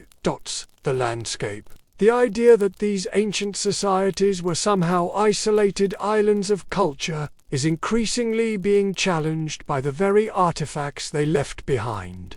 The shared use of ceramics, religious iconography, burial customs, and even mythology paints a picture of a connected past. It suggests that the Americas, even in its pre-Columbian era, was a continent where cultures conversed, traded, and shared. The story of Corral's origins, however, takes us back further than anywhere else in the Americas, and it tells a story of resilience, innovation, and adaptation. Imagine a time before the rise of empires, before the clamor of war and conquest reverberated across the land. Envision a society nestled in the embrace of a desert valley where the Mocha and Chickamauga rivers converged, bringing life-giving waters to the arid expanse. Here, Along the banks of these rivers, the people of Corral first took root. Their story isn't told in grand epics or chiseled on monumental stones.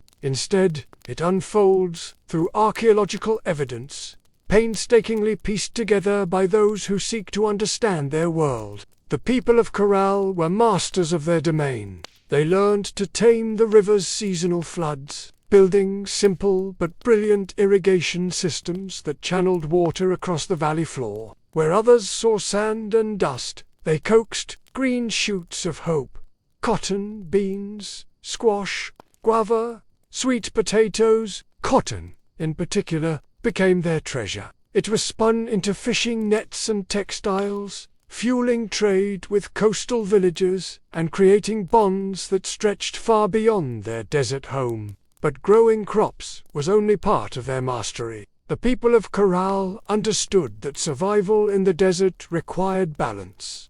They worked with nature, not against it. They built their homes and plazas from stone and earth, designed to withstand both scorching heat and the rare, punishing rains that occasionally swept through the valley. They studied the stars and seasons, planning their harvests with the precision of master astronomers. Trade became the veins and arteries of Corral's economy. Dried fish, cotton, fruits, and handmade goods flowed up and down the coast. In exchange, Cara received exotic goods, colorful shells from the Pacific, rare stones from the Andes, ideas from distant peoples. They were not isolated, they were connected. In a land where survival seemed impossible, Carol thrived through intelligence, innovation, and community. They didn't conquer the desert with brute force. They partnered with it, learning its rhythms, respecting its power, building a society that was not just functional. It was extraordinary. Against the odds, Carol blossomed into a beacon of civilization, and it was only beginning to rise. Beneath the relentless sun of Peru's Sechere Desert, where sand dunes stretch as far as the eye can see, lies a secret whispered only to the desert wind. Here, amidst towering dunes and arid plains, a profound mystery unfolds, a legacy of a civilization that dared to dream amid the harsh embrace of the unforgiving sands. Welcome to our captivating exploration of Carol, the enigmatic city of eternal music, where the harmonious rhythm of life resonated across the vast emptiness. As the sun paints the desert sky with hues of amber and rose, let us embark on a journey back in time to an era when the earth sang. Picture this: an oasis of civilization nestled in the heart of what we now know as Peru. Here, somewhere in the Soup Valley, stood a city unlike any other, named Corral. It was a sanctuary where the desert yielded its secrets to a people who understood its whispers. Now, why do we call Corral the city of eternal music? What was it about this desert haven that made it a symphony of sound? These questions echo through time, urging us to uncover the melody that made Corral sing. Imagine, if you will, that you are standing before the ruins of Corral, the wind dancing around you, carrying with it the echoes of a bygone era. In your hands, you hold fragments of history, pieces of pottery adorned with enigmatic designs, remnants of a culture that thrived here centuries ago. As you explore the labyrinth of ruins, something peculiar catches your attention. Etched into the stones are patterns that seem almost musical, intricate carvings of lines and shapes that seem to resonate with the very essence of sound. But what is the deeper meaning concealed within these cryptic symbols? What musical secrets did they hold? To answer this haunting question, we must delve deep into the heart of Corolla's legacy. These artifacts were not simple toys. They were crafted with care, tuned to specific notes, designed to carry sound across the wide-open plazas of the city. Music spoke the language of the soul. Imagine it, the low thrum of drums rising at dusk, flutes keening like the desert wind, feet stamping on the sunken plazas as hundreds gathered under the fading light. Fires would crackle atop the pyramid platforms. Priests, dressed in intricate woven garments, would chant to the gods of the river, the earth, the stars. In those moments, Caral was not just a city.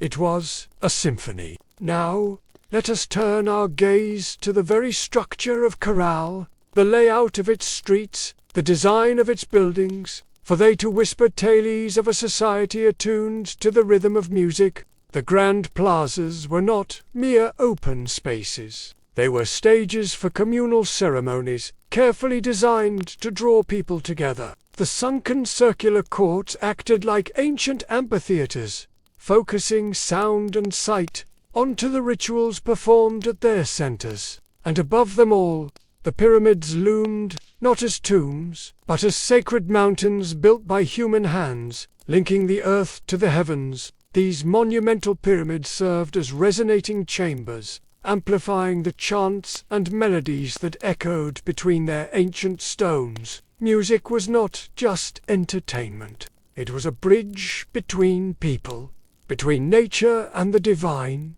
between the known and the mysteries beyond. As you wander through the silent corridors of Coral's past, you sense a profound reverence for life, for the natural world and the cosmos. No violent murals, no terrifying gods of war, no bloodthirsty sacrifices. In Caral, the spiritual world seems to have been one of harmony, celebration, and reverence. Even today, when the desert wind whistles through the ruins, you can almost hear it, the faint strains of ancient music, the forgotten songs of a people who found beauty, meaning, and connection in the heart of the harsh, endless sands. But Carala's legacy transcends the realm of music and spirituality. It was also a marvel of engineering, a testament to human ingenuity in one of the harshest landscapes on Earth.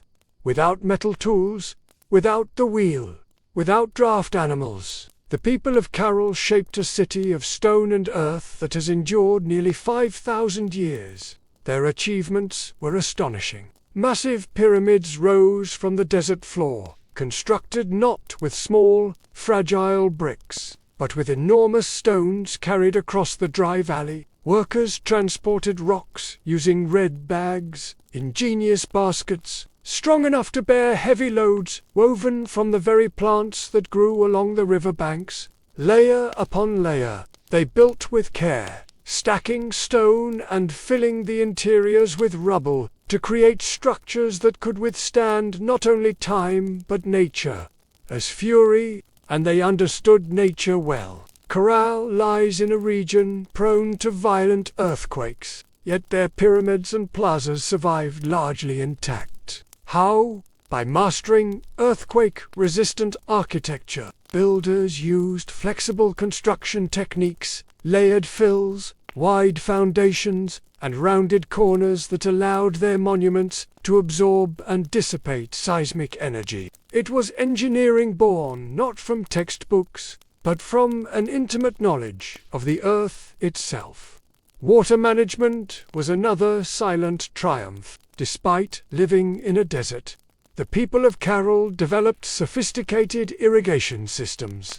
Channels and canals carefully guided river water to their agricultural fields, allowing crops to flourish even during dry seasons. No water was wasted. Every drop mattered.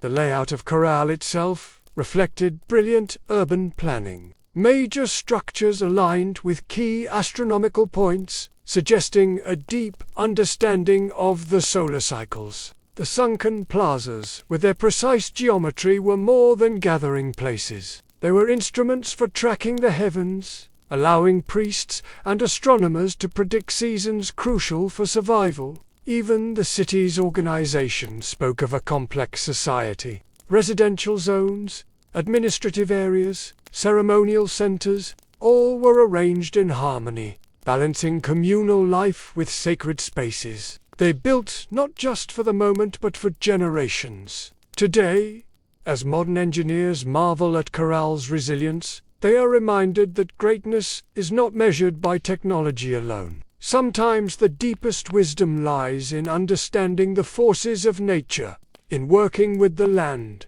not against it. Corral's stones have endured storms, quakes, and the erosion of time itself. They stand as a silent testament to a civilization that engineered their dreams into the desert sands. For centuries, the city of Caral flourished, a beacon of peace, music, trade, and architectural mastery in the desert sands. And then, quietly, almost without a trace, it was abandoned. No fires marked its fall. No signs of conquest scar its walls. No mass graves or shattered monuments tell a story of sudden disaster. Instead, Caral simply faded, its plazas emptied, its pyramids left to the drifting sands, its flutes and drums silenced by time.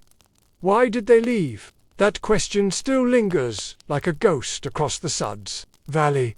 Some scholars believe that environmental change struck the final blow. Evidence suggests that a long period of drought may have crippled Coral's agriculture. Without the river's life-giving waters, the fields would have withered. Trade networks dependent on surplus cotton and food, the careful balance Caral had maintained with its harsh environment, may have finally tipped beyond repair. Other theories point to shifting trade routes. As neighboring cultures grew and new centers of power emerged along the coast and inland, Coral's influence might have diminished. Perhaps the goods they once supplied, cotton, fish, produce, were no longer enough to sustain their role as a dominant city.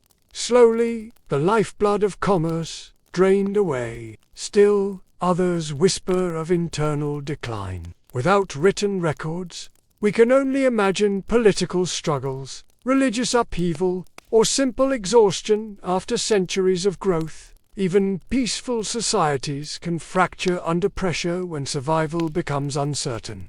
Whatever the cause, the departure seems to have been gradual, not sudden. Families likely drifted away one by one, seeking more fertile valleys, stronger rivers, new beginnings. Children who once ran across Coral's plazas grew up telling stories of a lost city behind them, stories that would eventually fade into legend.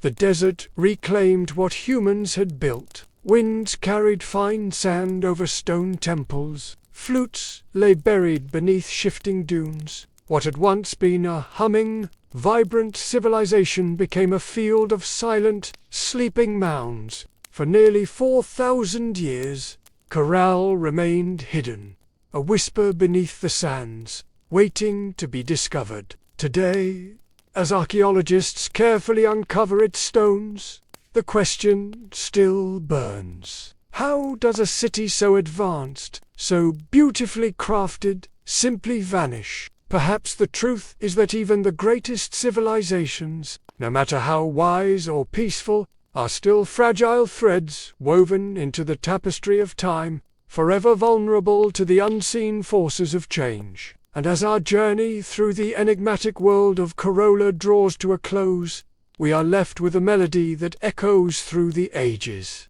The story of Corolla reminds us of the ephemeral nature of human endeavors, of how even the greatest creations can be swallowed by the sands of time. Yet it also celebrates the enduring spirit of humanity, our capacity to find harmony in the face of adversity, to create beauty in the harshest environments, and to seek understanding in the mysteries of the cosmos. Let the silent wisdom of Coral's stones resonate within us, inspiring us to find our own melody in the symphony of life. If you enjoyed this video, don't forget to give it a thumbs up and share it with fellow history enthusiasts. Your engagement fuels our passion. Thanks for joining us on this journey through time. Until next time, may the echoes of Coral's music forever resonate in your heart. Join me today as we explore the ancient wonders of Peru, home to some of the most fascinating mysteries of our time. From the mysterious Nazca lines to the breathtaking ruins of Machu Picchu, Peru's rich history has captivated explorers and archaeologists alike.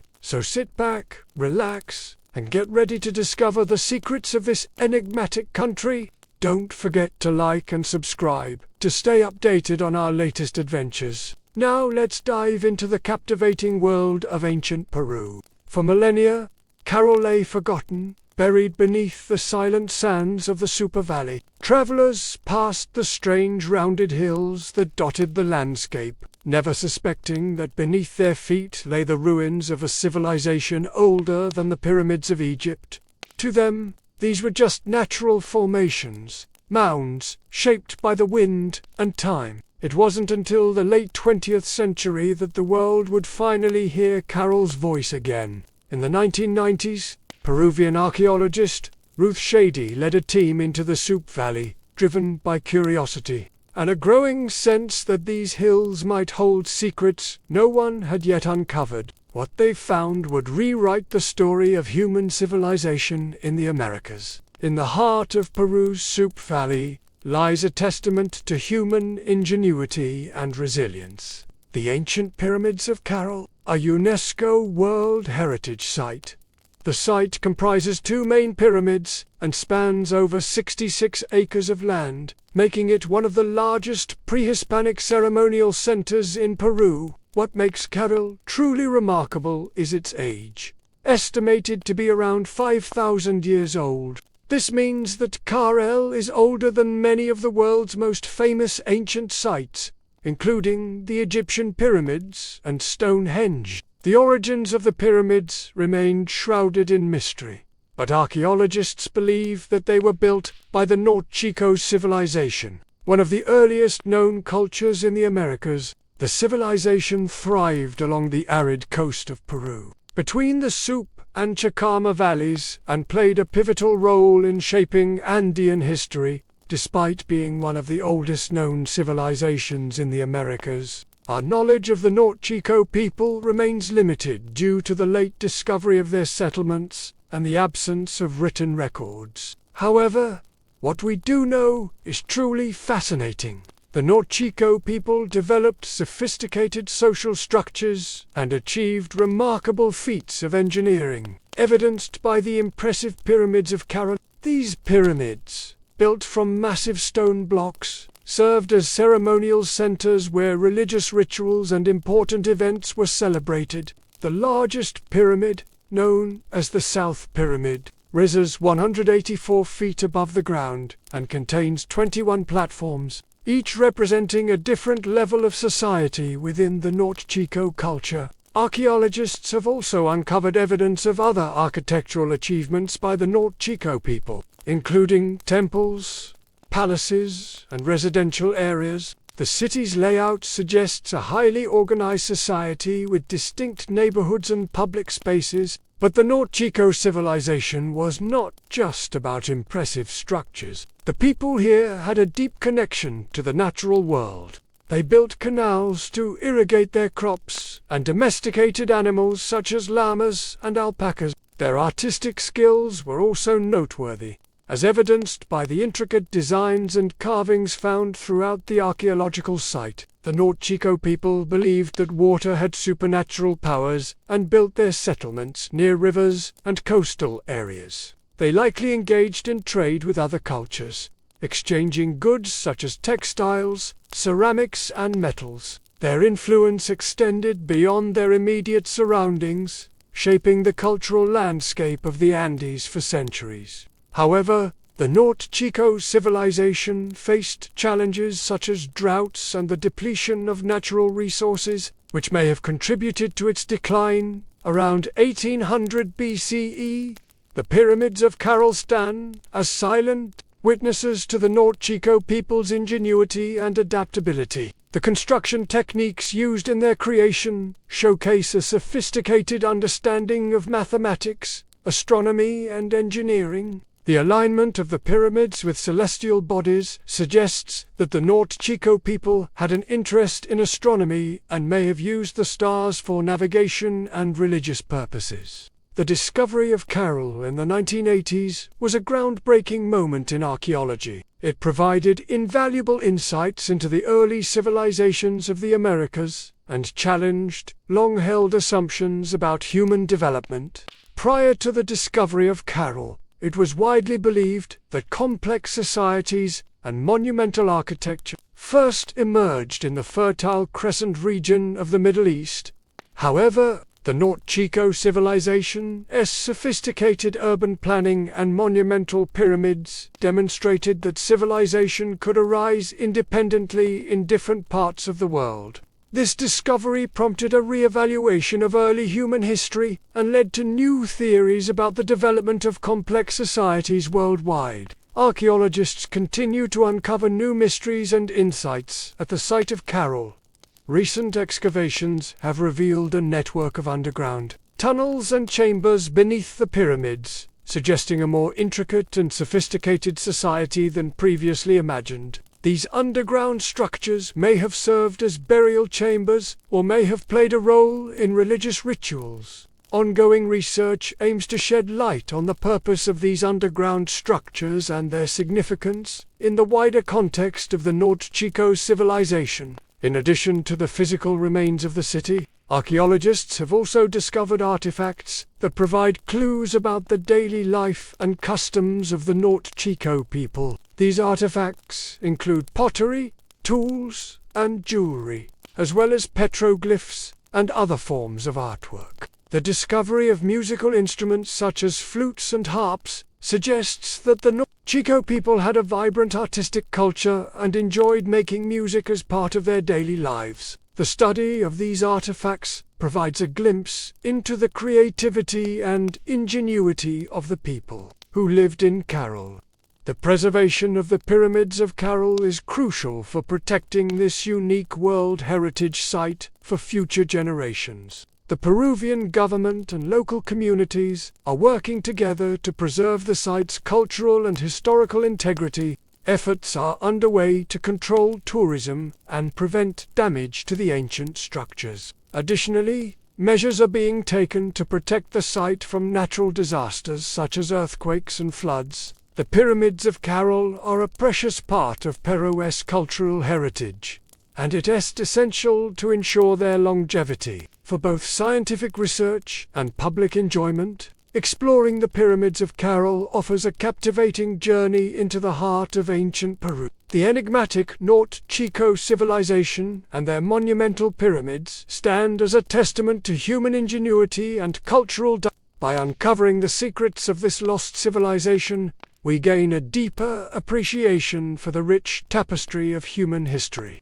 The pyramids of Carroll invite us to marvel at the achievements of our ancestors and to contemplate the mysteries that still surround them. As we continue to explore and learn from this remarkable site, we are reminded of the enduring power of human curiosity and the importance of preserving our cultural heritage for future generations. The discovery of coral has left us with many unanswered questions and intriguing theories. Some researchers speculate that the civilization may have had contact with other advanced cultures, such as the Egyptians and Mesopotamians, while others believe that the North Chico people developed their own unique path to societal complexity. The presence of astronomical alignments in Carroll's architecture suggests an interest in the cosmos and potentially a connection to other ancient cultures that studied the stars. The discovery of musical instruments in the city indicates a vibrant artistic culture and raises questions about the types of music and rituals that were performed there. The existence of underground tunnels and chambers adds another layer of mystery to Carroll and suggests a more complex society than previously thought. Archaeologists are actively pursuing these theories and uncovering new discoveries that shed light on the enigma of the North Chico civilization. As we continue to explore the pyramids of Carroll, we are reminded of the boundless curiosity and spirit of adventure that drive us to understand the mysteries of our past. From the grandeur of the pyramids to the intricate details of everyday life, Carroll offers a glimpse into a world that existed thousands of years ago. It invites us to connect with our ancestors and appreciate the richness of human history. The pyramids of Carroll stand as enduring symbols of human ingenuity and cultural diversity. They remind us of the power of human imagination and the ability to create structures that transcend time.